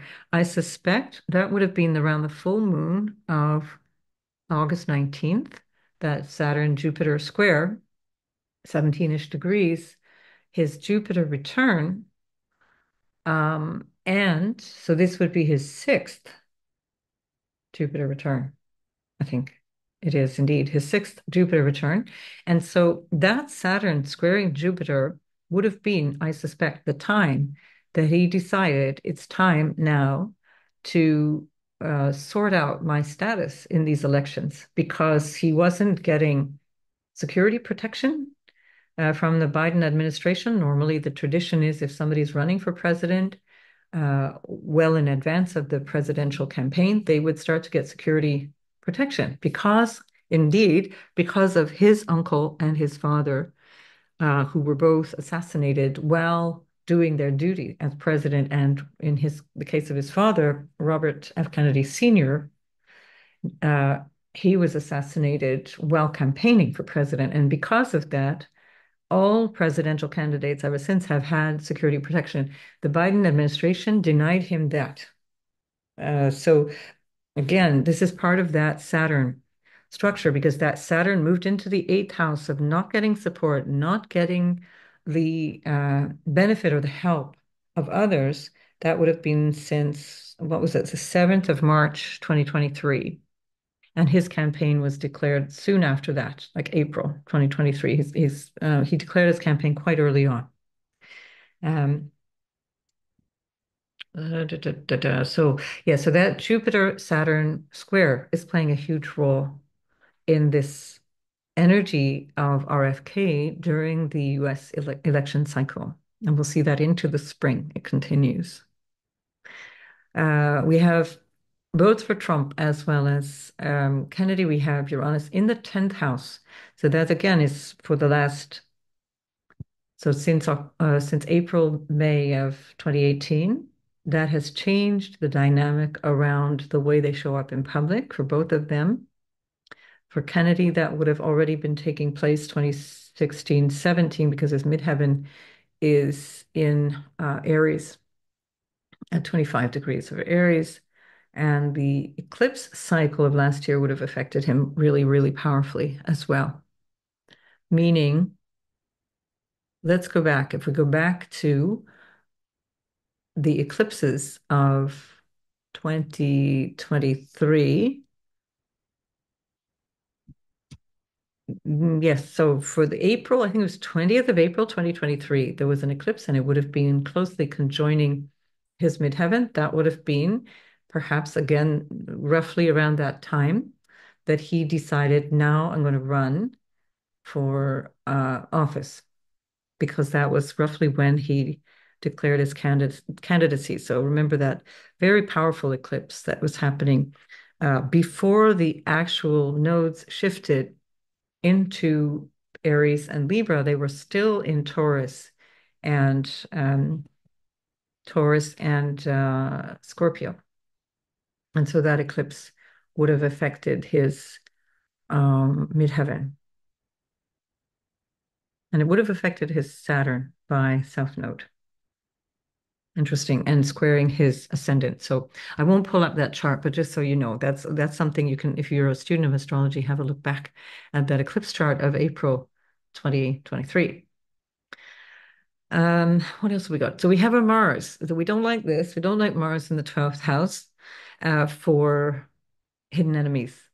Now, it's very, very likely that Donald Trump and Robert F. Kennedy are more than aware of hidden enemies in their life. The question is not always whether they're there, it's who they are. So this would be the big question. And we have this very, very powerfully so, because also at the same time, um, pretty much from the very beginning of September, we also have Pluto going back into the 6th house. Now, keep in mind that Pluto was in Capricorn from beginning, very, very beginning of 2008, all the way until now, finally leaving his 6th house, leaving Capricorn for all of us, on the third week, I think it's the 19th of November of 2024. And in the meantime, for the third time, Pluto has been on his Mercury. It will still be very tightly an orb of his sun as well. And then this will be the point of opposition between Pluto and Mars as we get closer to the election time. And we'll see that in the election chart, this opposition between Pluto and Mars that creates a lot of tension and in the dynamic of hidden enemies and also soon enough open enemies. So he is currently in the zone of open enemies as I do this because Pluto moved into his 7th house where it's you know who you're facing, you know who you're dealing with. This is another way of seeing the open enemies. The 6th house is also the house of enemies and difficulties that one gets from others. And this is one of the challenges of the 6th house, is having a lot of pushback from people in general, not just for him, but for anybody who has this, having a lot of pushback, having a lot to do. And in his case, it comes from the family. It's not only just people, but it's family, but also authority types of all kinds. This is where he always is in his lifetime grappling with pushback. Um, yeah, so we have this Pluto affecting his Mercury since last year, really strongly since the winter of, so that would have probably been another component in terms of him deciding to run because that Pluto was on his Mercury in a square to the nodes, especially as of last summer of 2023. So when the nodes shifted in July 2023. So these are the, I'm just looking for the clues as to what his way of thinking. I'm trying to get into the person, as I mentioned, to try and understand the person. So here we are. Pluto is on the Mercury. When Pluto goes across our Mercury, and especially over the Sun, which it's already done, by the way, 3 times, but it's coming just into orb again of conjunction. We're doing an enormous amount of recalibrating and thinking differently, having new ideas, having different perspective on ideas, but also having very powerful ideas and powerful communication. When somebody has a Pluto Mercury energy, Pluto third house or Pluto with Mercury or Pluto in some kind of aspect to Mercury, the person has gravitas. There's a capacity to speak in a way that is different because the words have power. The words come, and this is where we see these words have power, in this case, since a year and a half or so. Um, this will be very strongly so around the time of the eclipse. Now, this can also have something to do with siblings because Mercury also represents siblings potentially, or cousins in this case of as on the level of the human being called Robert F. Kennedy. And that's one way that this can show up in his life. Children is another way. So issues around children, dynamics around children. Um, what else do we say? And then, of course, the Pluto on the Sun represents a change in identity, change in career, change in image, or a sense of purpose, higher purpose. He's had that very strongly since last July, again, since the eclipses, with the North Node going through his ninth house of what is my higher purpose, and now especially so since last June, just June 2024, where Jupiter goes into the 11th house of the vision for the future and connection with society in general. All right, have we said enough? And then also the sun at the time of this eclipse, so remembering that the eclipse point is the moon in Pisces, ruled by Jupiter. Jupiter here, which is in a broad square to the Saturn and the moon at the same time, um, creating tension, creating potentially this feeling of frustration because there can be this desire to expand and do things that it's not meeting the result. It's not getting the result necessarily, or there can be this point at which it feels like everything is kind of under pressure, not really going where we want it to go. It's already a spent force, but the Jupiter-Saturn continues, the Jupiter-Saturn square. But insofar as the moon and the sun, it's a spent force. It's already perfected in a square before that. Now we're building a square from Mercury. Mercury is building to a square with his own Jupiter that it rules. It's a strong Mercury in the second house. So there may be some need for adjustment there, and then it will also, within a week or so after, so let's say the inter-eclipse period, it will build into a square with the transiting Jupiter from the 11th. So there may be something to do about values or money or uh, yeah, some issue to do with how he communicates. The second house is also voice. He might lose his voice. Pluto back in the sixth house. Um, he struggles already with the voice there. We know that. Uh, I'm not sure how that would pan out otherwise, but it's a strong Mercury. So the second house is actually dynamic and positive, especially as the sun is also there. So that's what's, let's say, energizing that Jupiter, um, boosting it in a way where it helps it to overcome just the squares that it has been under with the Saturn. So it could actually work in his favor. That Mars, though, that Mars, we don't like the Mars. It's a Mars in the 12th house, which is a house of struggle again and loss and hidden enemies. Mars for him is strong in his natal chart. This Mars is in a trine to his Saturn, so it might actually work out that there is some kind of a again overcoming. The Saturn is supported in this case by Mars, which is in its strong dignity. Um, this is his personal resources as well as his what sustains him, what supports him. He's got a whole deep network of family and history that sustains him. We see that very strongly. And so that Mars is technically quite weak, not only because it's in the 12th house, but also because it's in the sign of Cancer. But all of that Cancer, remember, is also going to reflect on the US. So his moon is conjoined the US sun. In the United States Sibley chart, the moon is conjoined the sun. I'm not going to go into all those charts because we'll just never leave this session. This could go on for days. So just take my word for it. His moon is on the United States sun. And so there is this visceral personal tie that he has to the United States. And for good measure, my moon is 1 degree off this and is also conjoined the US sun. So for those of you who wonder why I sit here in Europe and look at all this, somehow I have this karmic thing. I cannot shake it off. There's no way to escape it. Now, Saturn is coming up to trine his moon. It's not an easy aspect, especially from the eighth house to the 12th house, but it's a trine. And so it's not as harsh, let's say, as a square. He's already had the moon in square to the nodes. The nodes have squared his moon, and that would have been no, when would that have been? Probably in March, April, something along those lines. So he's already gone through his personal hell, where we saw earlier, I think, with Kamala as well. There's issues around her own, dealing with her own inner struggles that are still ongoing. I mean, it's not, of course, it's not easy if you decide to go either as a party leader or a politician. These people are dealing with enormous pressure, personal pressure, as well as all the BS that goes on behind the scenes with all the money and all the garbage that goes on.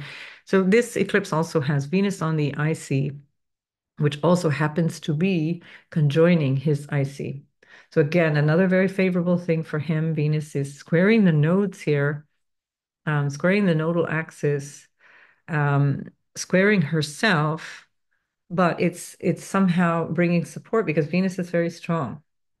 So there's a dynamic that might also be that the dynamic comes from money or it comes from support or it can also come from family. It's always a big aspect of his chart that there comes to this place of more support, an awareness of what is supported. It's a strong Venus. It's a helpful Venus. And that is also in a sextile to Pluto. So it's squaring the nodes, squaring Venus, moving out of a square to Chiron, moving into a square with the sun, and sextiling Pluto. What else is it doing? Of course, opposite the midheaven.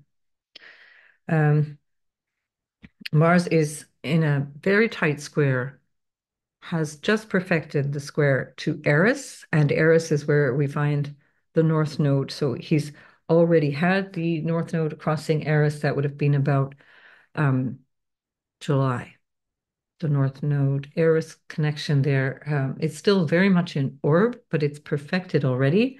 So it's moving out. He's already dealt with the pain of that. Now Mars is coming back and it's pushing against that North Node that it rules from the 12th house. So again, we might see in this case some pressure or even potential violence. Keep in mind, this is a Kennedy. So the Mars Saturn or the Mars Pluto or the Saturn Pluto plays a huge role in the life of the Kennedys in all of their charts. It keeps showing up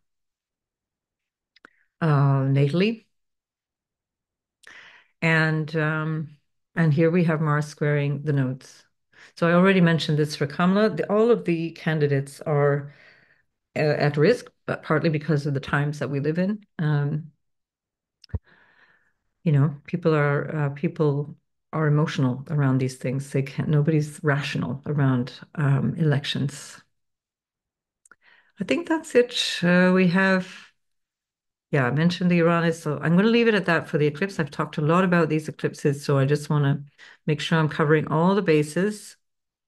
I will get accused of playing favorites, whatever I say, so whatever it is. Okay, 2nd of October, 2024. Here we are. Now, this is the Libra solar annular eclipse. This is the last time that we have an eclipse in this axis. So now we're done. We're moving out of this. By the middle of January, we now move into the axis of Virgo and Pisces.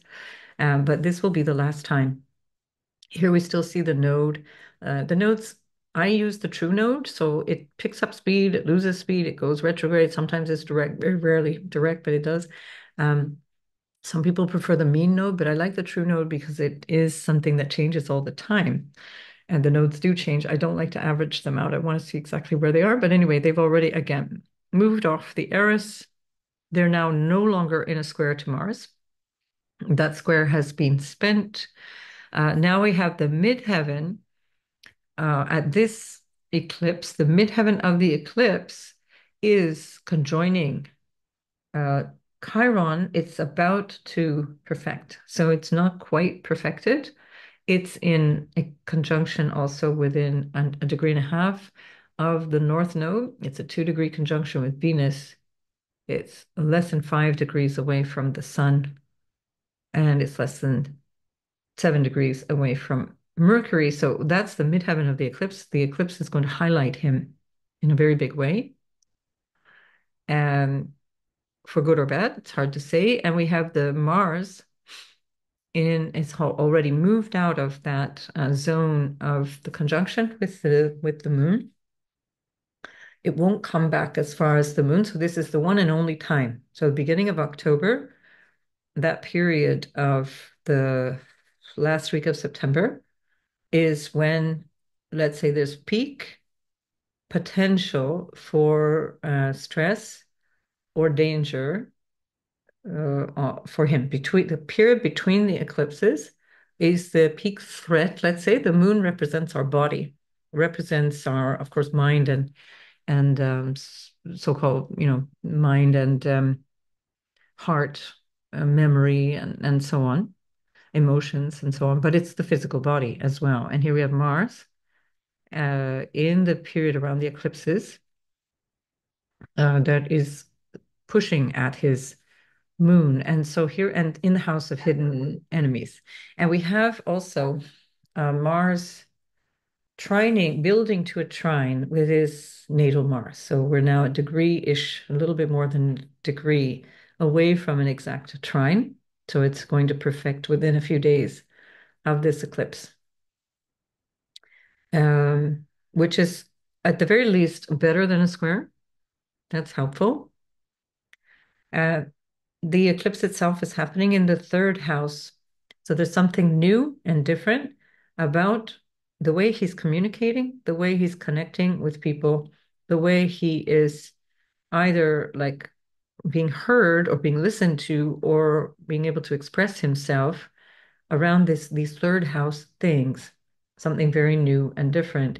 Now that at this point is ruled by a Venus that is not in good dignity. At this point, Venus is in the midpoint between Saturn and Mars.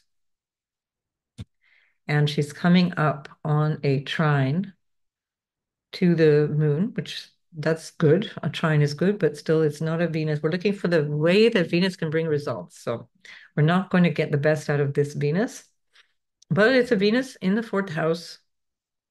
She's ruled by a weak Mars that's in the 12th, that's in the struggle zone with Mars and Cancer, both struggle around family, struggle around nation. That Mars has just passed the US sun. So that Mars, when it's on his moon, remember, is on the US sun. So what he gets, you get if you're in the United States, except you're getting it in the eighth house of crisis and hidden the secrets and backroom dealings and all this stuff. So be careful what you wish for if you wish harm upon this man. Um, what else is there? So Pluto has not moved much. Pluto still hovers around the Mercury. So that's what I said earlier. I won't go back over all of that stuff. And Pluto, of course, is maintaining its trine with Uranus. We spoke about these in the other videos, so I won't go back into all of these things. Pluto is no longer really pushing into that square. It's still in orb, but it's not really. I give a two, ideally 2 degree orb. Um, enough is enough. Pluto goes for forever through 2 degrees or 1 degree of the zodiac. So a 3 degree orb is just a lot. So we could say that Pluto is still in a square to that Neptune, but let's just leave it for now. There's enough going on in this chart. What else is there I need to point out to you? I think we're good. So Jupiter is still going direct at this point. It is nearly at the point where it's stationed, so it's going very, very, very slowly. And Jupiter is not making any aspects here. Unsurprisingly, because he has an unaspected Jupiter, except for that, if you want to take the minor aspects, it's that quincunx to Mars, or also known as an inconjunct. So this Jupiter is stationing at that period between the eclipses. Jupiter gets really, really slow. That applies to all of us. Gets really, really slow, and then it stops on the 9th of October, so within a week of the eclipses, and then it turns back around, going retrograde. Um, and it will get back to 14 degrees, which is the point at which um, it will then be squaring Saturn on Christmas Eve and Christmas Day, so 24, 25, and December. All right, let's not get too deep into all these things. It's just too many things going on. Saturn has been trining Mars. I think I mentioned that already. I'm not going to go back over it. It will no longer be trining Saturn. He already went through his Saturn trine Saturn in 2023. He came out of it in February 2024. So we're no longer, it's done. That part is done. I'm sure that involved an enormous amount of strategizing and soul searching because it's fourth and eighth house. It's really deep and personal stuff for him. Right. All right. Now we're going to come to Donald Trump. Where are we, Donald? All righty. Here we go. Donald Trump. Now, keep in mind, let's go back to Pisces. Pisces eclipse for Donald. Did I do the election chart? Hang on, hang on, hang on. Sorry, I think we'll have to go back because I don't think I did the election chart for Kennedy. God, this is going to be an incredibly long video. There we are. Take it in breaks. So here we go. Where's the election? There we are. So this is the election chart for RFK. Now I know that he's not running. I'm just showing how he's affected because he's been a player. He was supposed to be a third party candidate. He has shown and spoke openly many, many times, and especially yesterday. Was it yesterday? Friday, the 23rd of August.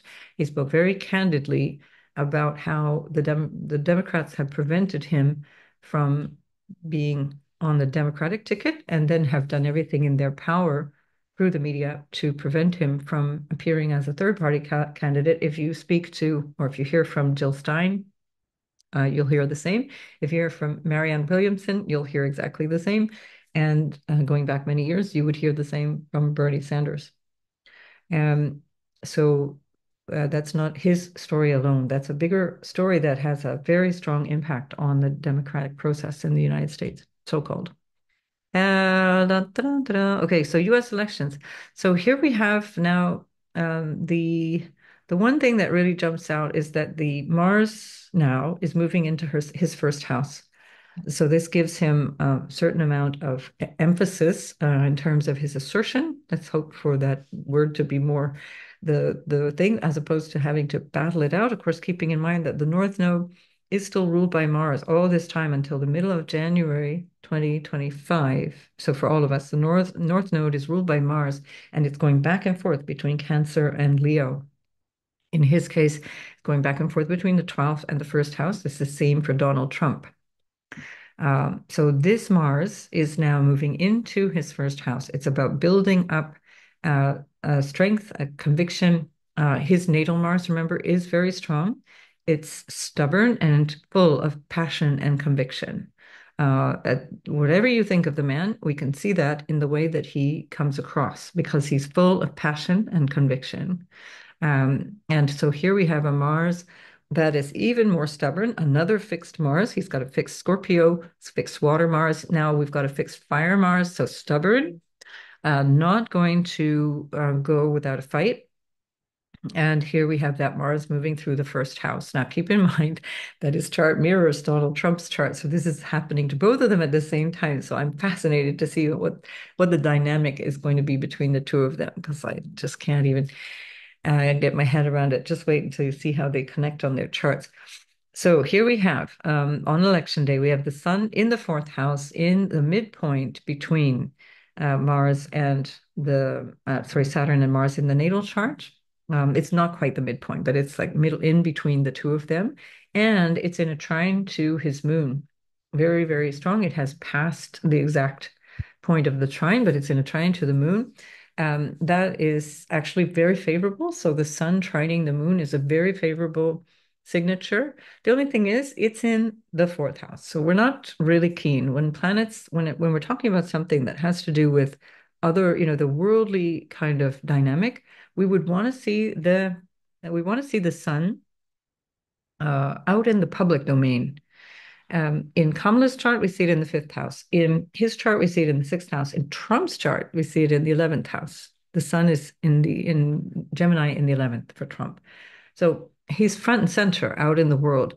Kamala and Robert, he's so familiar with these people. They are good at what they do behind the scenes, but they're not really comfortable throwing themselves out there in the public space. It's not really where they are in their comfort zone. They're more there by the dynamic of the situation that they're in.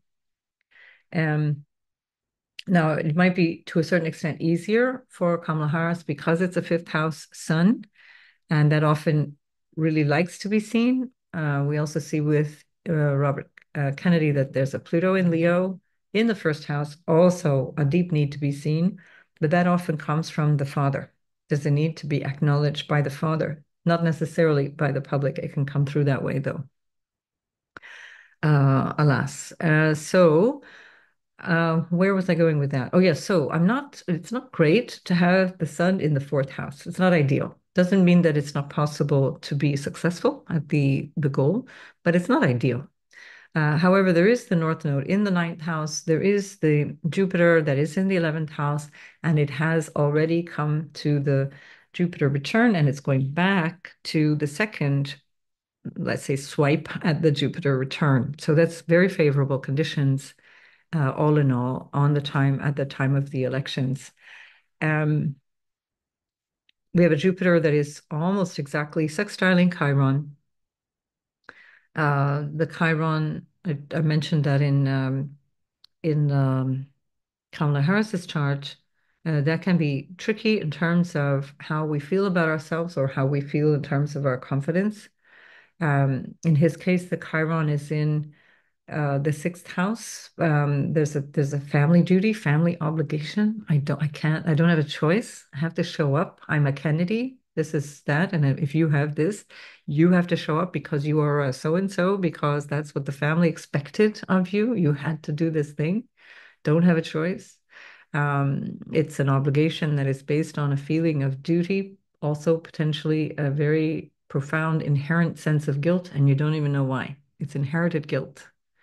That's the sixth house Capricorn sun anyway, and all that dynamics that go around the stellium. The other thing is that Chiron is now in a square. Now it is moving out of the square with with Uranus at this time. So somewhere between the eclipse period and the election period, we have moved through the square. That Chiron is, broadly speaking, in square for a couple of months, but it's exact uh, between the October eclipse and this election cycle. And then, of course, there's a semi-sextile here that Jupiter is moving into for the second time with Uranus. So that can be very unsettling, um, a very difficult energy to integrate.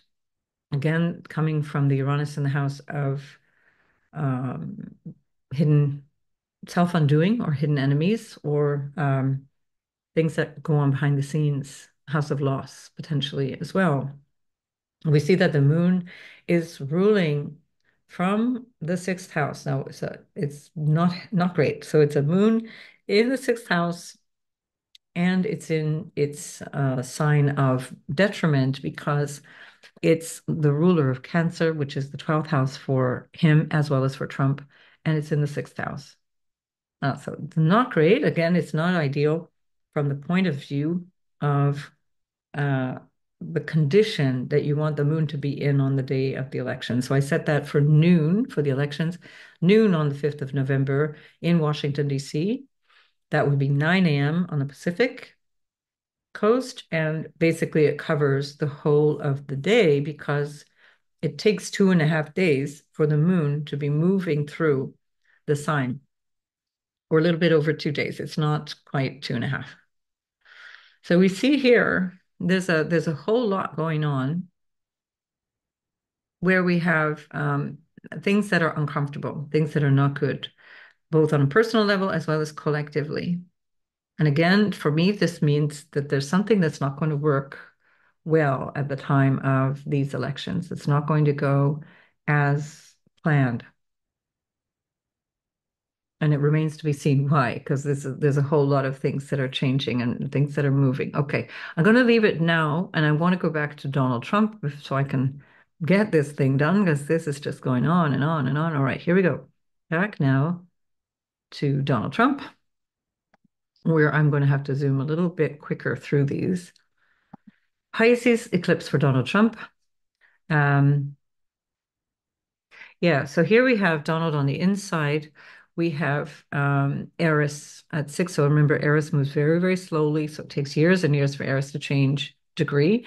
The nodes are now coming right on top of his Eris. That is also, it had perfected before this eclipse. So that would be now, probably roughly now, that the nodes are actually on his Eris. And in a square to Mars, which is on his Mercury. So that's tricky. He has the Mars Mercury that's going to be something very impulsive, something very provocative. I suspect that that time around the time of the eclipse that he is going to be potentially shooting himself in the foot with something he says or something that happens to him. Again, that can be um, used. This is the angle, the North Node currently is in the house of lawfare, legal issues, the legal dynamics, the judicial system, uh, and so on. But we also have then the Chiron and midheaven up there, also in the ninth. It's in a very broad trine to Mars on his ascendant. So this is where there's a distinction, although JFK um, has a Leo ascendant. He has Pluto and Leo, just like Trump does, but he doesn't have Mars, Pluto in Leo on the ascendant, and Mars very tightly on the ascendant. So this is where it gives Trump that pushiness, this bullshiness, this kind of assertion slash aggressive approach. But again, on a human level, this comes from needing to be this way because he comes from a family that was not safe for him, that was not perceived to be safe, that he needed to defend himself, needed to be like that uh, for for personal reasons, and that starts in utero. That's not even him as a teenager. This is him and the story of him um, coming through. That again, this question of maybe he wasn't wanted as a child. So lots of interesting things psychologically to see there. Um, and then, of course, he's an eclipse baby. He has the north node on the sun, south node on the moon. We see that also that has the psychological implications. Hasri said it's easier to have the sun on the north node than the moon on the north node, easier to manage psychologically and emotionally than when the moon is on the north node, where we often see some serious mental illness or other issues. We have the we have Uranus also up there, so there's a lot of um, changeability. Yes, I don't have to tell you that, but this is the way it is, and I'm describing it through the chart. Lots of changeability. That also implies changeable in terms of the relationship to public opinion and to the public in general, and to the desire for the future. What do I do with my job? What do I do with my life? Lots of changeability around that. And indeed, he's had a lot of different roles. Now, at the time of this lunar eclipse in Pisces, we also have Jupiter on his midheaven. Now, Jupiter doesn't perfect the conjunction with the midheaven till, oh, it already has, sorry, it has perfected the conjunction with the midheaven, sorry, with the North Node. I think I'm getting tired here. Um, it doesn't perfect the conjunction with the Sun until next year. Did I write that down? Yeah, until next May, the end of the end of April is when Jupiter comes back to the place that it retrograded. It's on the 25th of April, 2025, that Jupiter finally gets to the place where it retrograded on the 9th of October. So we're looking at a period of time where there's going to be a lot of Donald, a lot going on with regards to his karmic future, North Node in the 11th house, where Jupiter is at the time of this eclipse. And then, of course, remembering that that's the eclipse is in the 8th house, just as it was for Kennedy, similar part of the story. I hope you're watching all the way through, so I don't have to keep repeating myself. And then, so that also puts it in a square to Saturn and the moon. And that also means that the moon itself has just squared the sun and has squared the Uranus and North Node as well. And Saturn has not yet perfected the square to the North Node or the sun, and it won't again until after um, March, February, March, I think. But Saturn has squared Uranus twice already. And so Saturn, remember, Saturn's stationed at 19 degrees. Uranus is almost 18 degrees. So it was a tight square between Saturn and Uranus. And so there's an enormous amount of yes, no, will he, won't he? Is he, isn't he? A lot of dynamics. And this dynamic shift continues all the way through the winter. So I have to let my dog in. She's been waiting patiently on the other side of the door. Right, there you go. Um, and so there we are. Um, what else do I say about this? Of course, and so we have on the ascendant of the lunar eclipse, so we not only have Mars on Mercury, some tensions there around speech, around agreements. Mercury is also agreements. Remember that this chart resembles the chart, or at least the structure of the chart of Robert F. Kennedy. I'll show you the dynamic between the two of them in a moment. And the ascendant is on Pluto for this eclipse. So there's something really significant that is going to be happening in terms of Trump's standing and the way that he shows himself, the way he shows up in the world in a dynamic way. Now, he also has Venus moving into a square with natal Venus. It is moving out of an exact square with Saturn, and it's moving out of a trine to both the North Node and the Sun. Now it's a benefic, so squares from benefics can be problematic in terms of going overboard, doing too much, but it's not usually that difficult. Um, Meaning that it's not as problematic, let's say, and Venus is in very strong dignity. So I suspect that this is not too unfavorable to him. I think there can be some really favorable things. She would have just had a sextile to the moon and is approaching a sextile to um, separating a sextile to Mars. What else is she doing? So it's quite favorable, I suspect, to Donald Trump, and that Sun is moving out of a square with the Sun. The Sun square Sun is uncomfortable, but it's fleeting. It's usually a day or so. The Sun is actually in a sextile, building to a sextile with Venus. Again, it's not perfected yet, but it's still very strong on the day. I'd say by the end of the day of the eclipse, that Sun will be in a perfected sextile.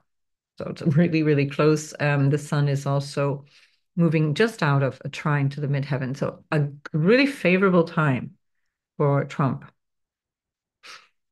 And again, that's not because I like Trump. I'm just saying what the astrology is telling me. If this were Joe Bloggs, I would say Joe Bloggs is going to have some really interesting and helpful things going on around the time of this eclipse.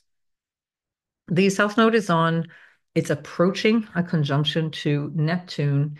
Neptune is retrograde in the third house in Libra, ruled by Venus, which is currently in Libra, whereas it's Venus again, she's in the 12th house in Cancer. Yes. And so remember, this is a lot to do on a natal level with uh, spousal infidelity, financial potential infidelity as well. That's something that has been a feature of Trump's situation throughout his life, both the spousal and the financial stuff.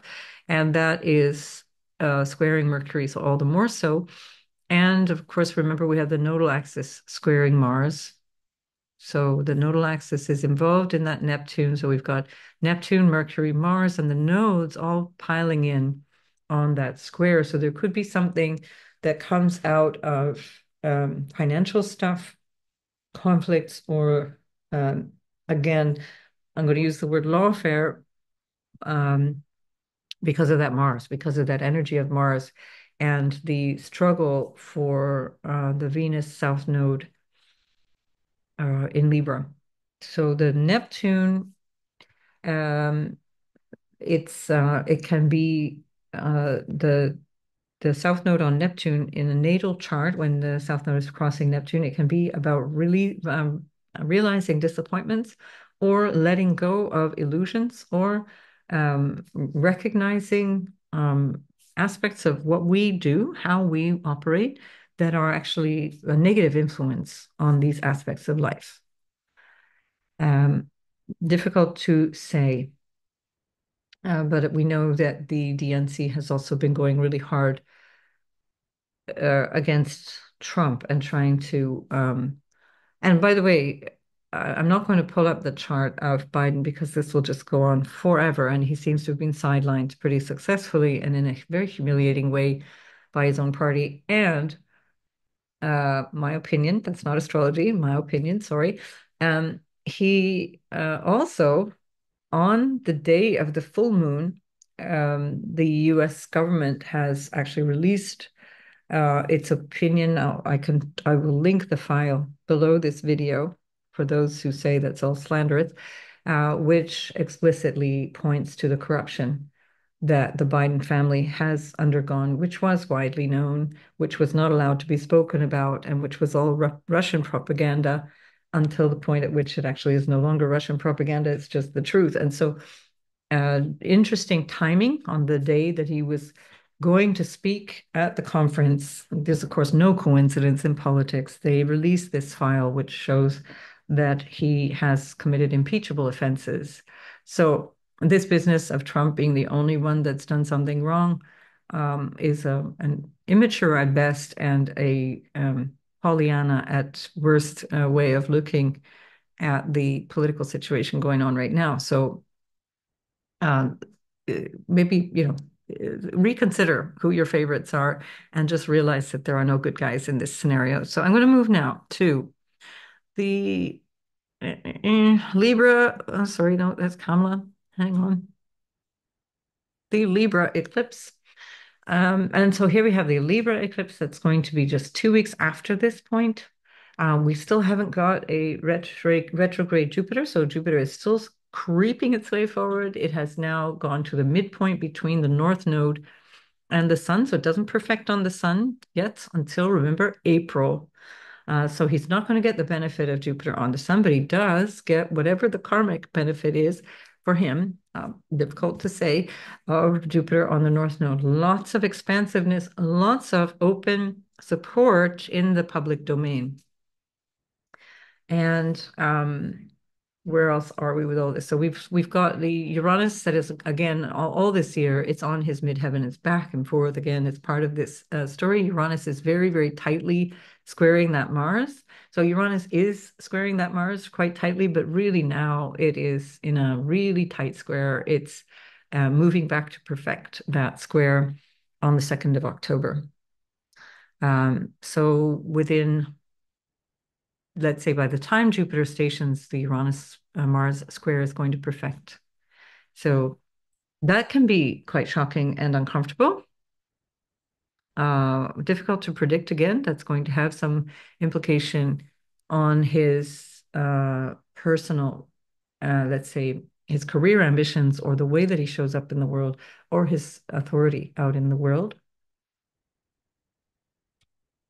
And Uranus square Mars, of course, is tense. The sun is not in good dignity, and the sun is ruling his ascendant.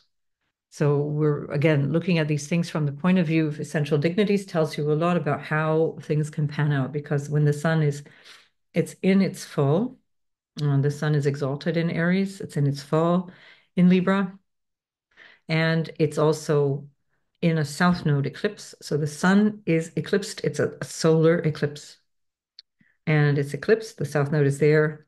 And that is in a sextile to Pluto, which rules it. So there's a kind of a feeding into the Pluto as well, even more strongly. It's in a square to Mercury. Mercury has just moved out of a square. Mercury rules his 11th house. So Mercury is ruling both the second house as well as the 11th house. Um, Now the Venus is not in good dignity. She's in the fourth house and ruling this eclipse from the fourth house, squaring or moving out in a separating square from Pluto. Which can also be tension again around money, values, relationship dynamics. Keep in mind the new connection that is there between RFK Jr. and Donald Trump, which I'll look at in a moment. So bear with me. We're nearly at the end here, folks. That's the pièce de résistance at the end. And now, so we have what else do I need to say about this? I think that's it. I've spoken so much. There's not a whole lot of big shifting that's happening between the eclipses. This is really the essence of it. And I think I've said enough. The eclipse itself is moving into his Chiron and slowly after, like really quite soon after, back into his Jupiter. They are within an orb of conjunction, especially the Chiron there, which is what is it, 3, almost 4 degrees of conjunction, but it's the square to Mercury and the sextile to Pluto that probably lights up a lot more than even that Chiron. But Chiron is in the house of relationship.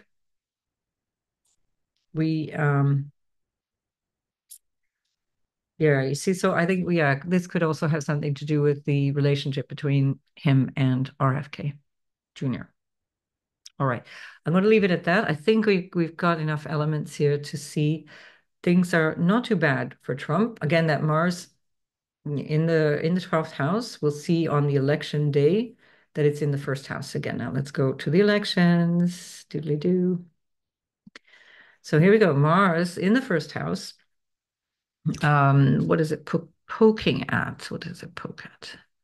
It's not poking at anything in his chart.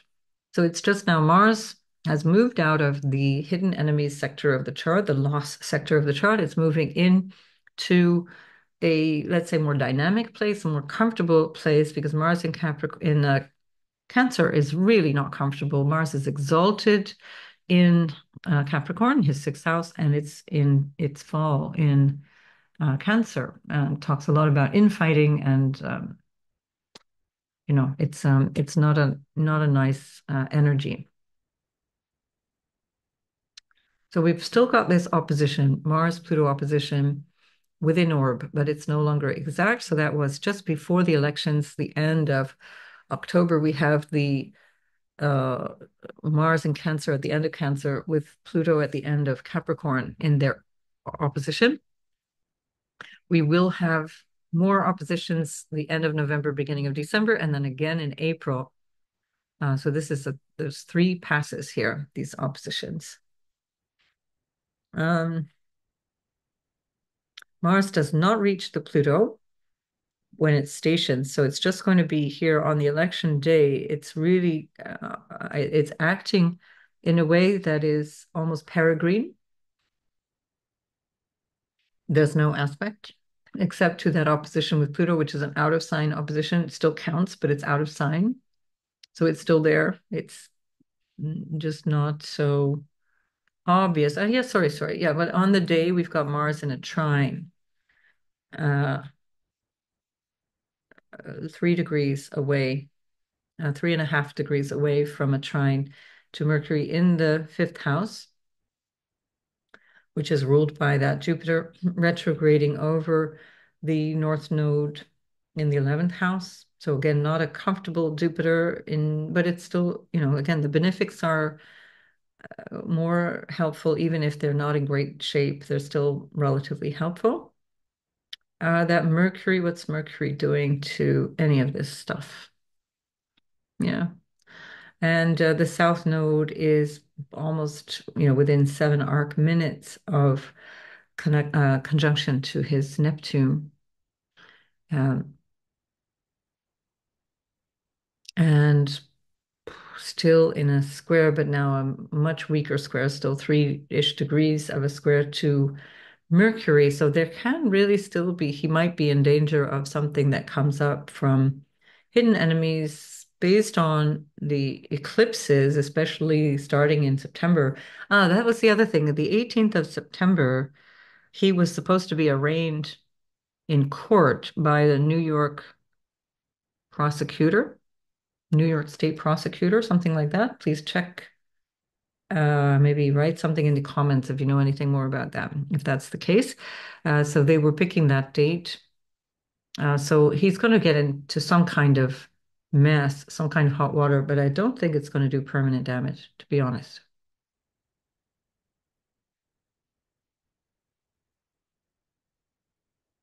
What else can I say? Yeah, Mars is in the first house of self. It has moved out of the house of confinement, imprisonment, self-undoing, etc., etc. So he's come out fighting. Uranus is closer and closer to the midheaven, but it doesn't perfect until well after the elections. But that's the second pass. He's already had Uranus crossing the midheaven. What else have we got here, folks? I must be missing something. This seems too easy. Yeah, so we've also got Venus on having just perfected the conjunction with his moon. What else is Venus doing? She's moving into a trine with Mars. So, I mean, things are looking pretty good for him again. Again, it's not great for anybody. These are not like, wow, look at that. This is going to be amazing. I do think this is going to be one of those situations where it's just not good all the way around. Uh, and I think there's going to be some struggle and difficulty that will cause disruption and not be conclusive for either the reasons of the results not being conclusive or hotly contested, or that the actual elections themselves are so disrupted that they don't take place. All right, I'm going to leave that part of it alone. Now we are going to come up with the synastry chart between Donald Trump and Kennedy. So we have Trump on the inside and we have Kennedy on the outside. So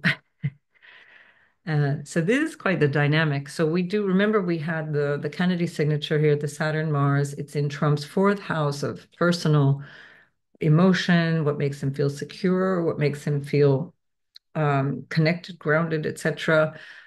He brings a lot of that to himself because that's what's ruling that fourth house. This Mars is in a, thank God, it's not in a very tight square, but it's moving into a square with his natal Mars. The Saturn is squaring his Pluto, not such a comfortable situation to be in. And of course, Kennedy's ascendant is on his Pluto. Now, that can be interesting because that particular dynamic can actually bring some benefits.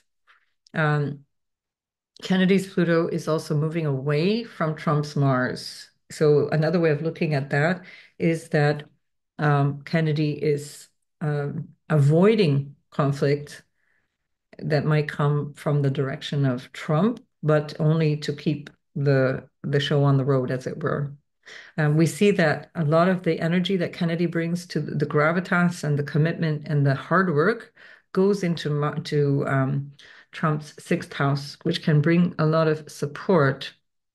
Um, the South Node, Kennedy's South Node, is on Saturn and Venus in the midpoint between the Saturn and Venus in Trump's chart. Now, that can have a mixed result because that can actually lead initially to some very interesting results, some really interesting benefits, but that can actually be wiped off. However, the Venus North Node, hang on, Sun, Venus North Node, and we'll even include Mercury there. Venus, hang on, yeah, let's throw it all in though. The entire stellium, Kennedy's entire stellium, is in opposition to Saturn and Venus, which actually can be very dynamic and very stabilizing. Venus opposite Venus is touchy in terms of a relationship. This would be a really uncomfortable marriage. They have since Friday, 23rd of August, Kennedy spoke openly about the fact that they don't agree on a lot of things. So there's no secret that they have a lot of differences of opinions. So here we have the Jupiter, Kennedy's Jupiter is on Trump's Uranian sort of off the cuff, disruptive kind of way of thinking that can also be potentially erratic. So actually, Kennedy can be a stabilizing force for that in terms of Trump. What else have we got here? There is a built-in rebellious quality here with that Uranus opposition to Chiron. Now that's a long standing thing. This Uranus Chiron opposition ran through several generations. It's a long, long, long thing that went on for 20 years or something. Like it was a long thing. So if you're born in the 50s, born in the 60s, I think it ends then. You've got a Uranus Chiron opposition built in. It just depends on how tight it is. And that Uranus opposition is also what made for that rebellious energy of the 50s, 60s, the qualities of rebellion in the 50s, 60s, and into the early 70s. That's what the sex and drugs and rock and roll part is from, is that pushing against authority, pushing against what was perceived to be authority figures. Um, right. Yeah. What else have we got here? Yeah, the moon is squaring Chiron. So we've got Kennedy's moon square Chiron. The moon is also building to a square with Jupiter. Moon square Chiron can be really tough, especially in a relationship. There can be either an energy of healing and quality of nurturance. So he has a strong moon. He's got a very, let's call it a helpful moon. It's a very dignified moon in Cancer. So he's able to connect with his feelings in a way that Trump cannot. Um, and here we have then that square to Jupiter that can produce a lot of feelings, a lot of discussion. Whether this is good or bad, I mean, the thing is, we're dealing with somebody who is quite volatile. Trump is a volatile type of person. We see that for so many reasons that Uranus North Node connection is very volatile. Uranus Sun, very rebellious quality of personality, and then also the Mars ascendant connection, very volatile. Um, but Kennedy himself is not a volatile type. So it could be that he actually calms things down quite a lot. And so the Trump Pluto will be affecting RFK Jr.'s ascendant, his identity that will transform his identity. It already has, just by virtue of the fact of their connection. And who Kennedy is can also have an impact on Trump's Pluto and his need to be seen in a particular way and show up in a particular way. What else can I say about this? I'm sure I'm missing things. I think I'm just getting to the point where my mind is slowing down. Um, yeah, we spoke about the Mars with a Neptune. Neptune, what's Neptune doing? Yeah, Neptune is in a square to Venus. That's where we found, remember, the South Node. Neptune is squaring Venus quite strongly. This is where we can find potential for uh, thinking things are going to be better than they will. And if this were a relationship, an intimate relationship, I'd say, don't maybe take it slow. Libra ascendant with Mars in the ascendant will want to jump in right away. That very gung-ho moon in Sagittarius.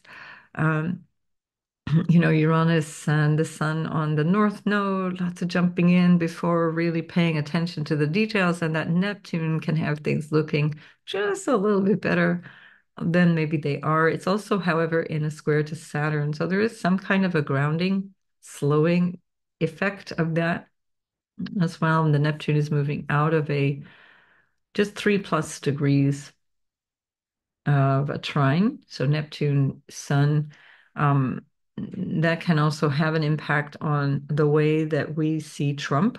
That can be a new way of seeing Trump. It can be a softening of Trump. It can be a softening of his way of showing up in society. Um, but again, Neptune can cloud judgment, and in this case, Neptune is in a very, very strong sextile to the Mars. But again, that can have the impact of softening the Mars, slowing down that quality of maybe the harder edge that sometimes Trump can have.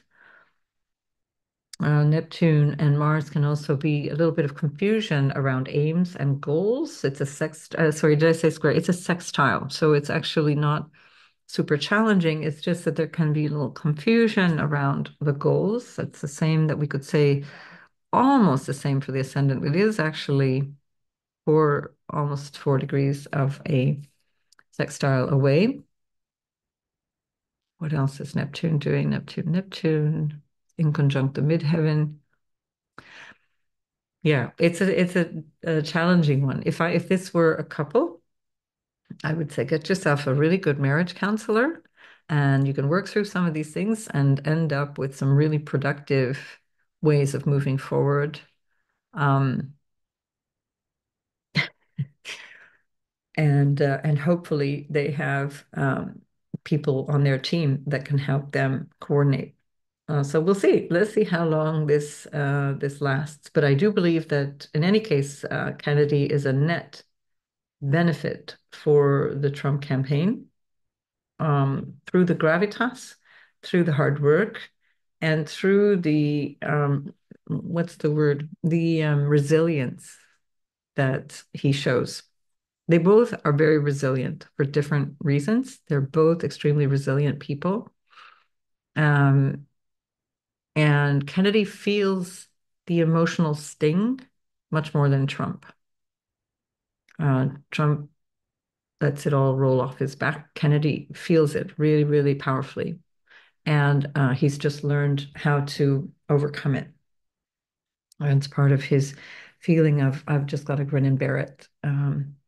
This is part of the signature. You can let me know if you have an ascendant in Leo and a sun in Capricorn. Part of the signature of the family sort of injunction towards the person, the native, is to say, sorry, joy is off the.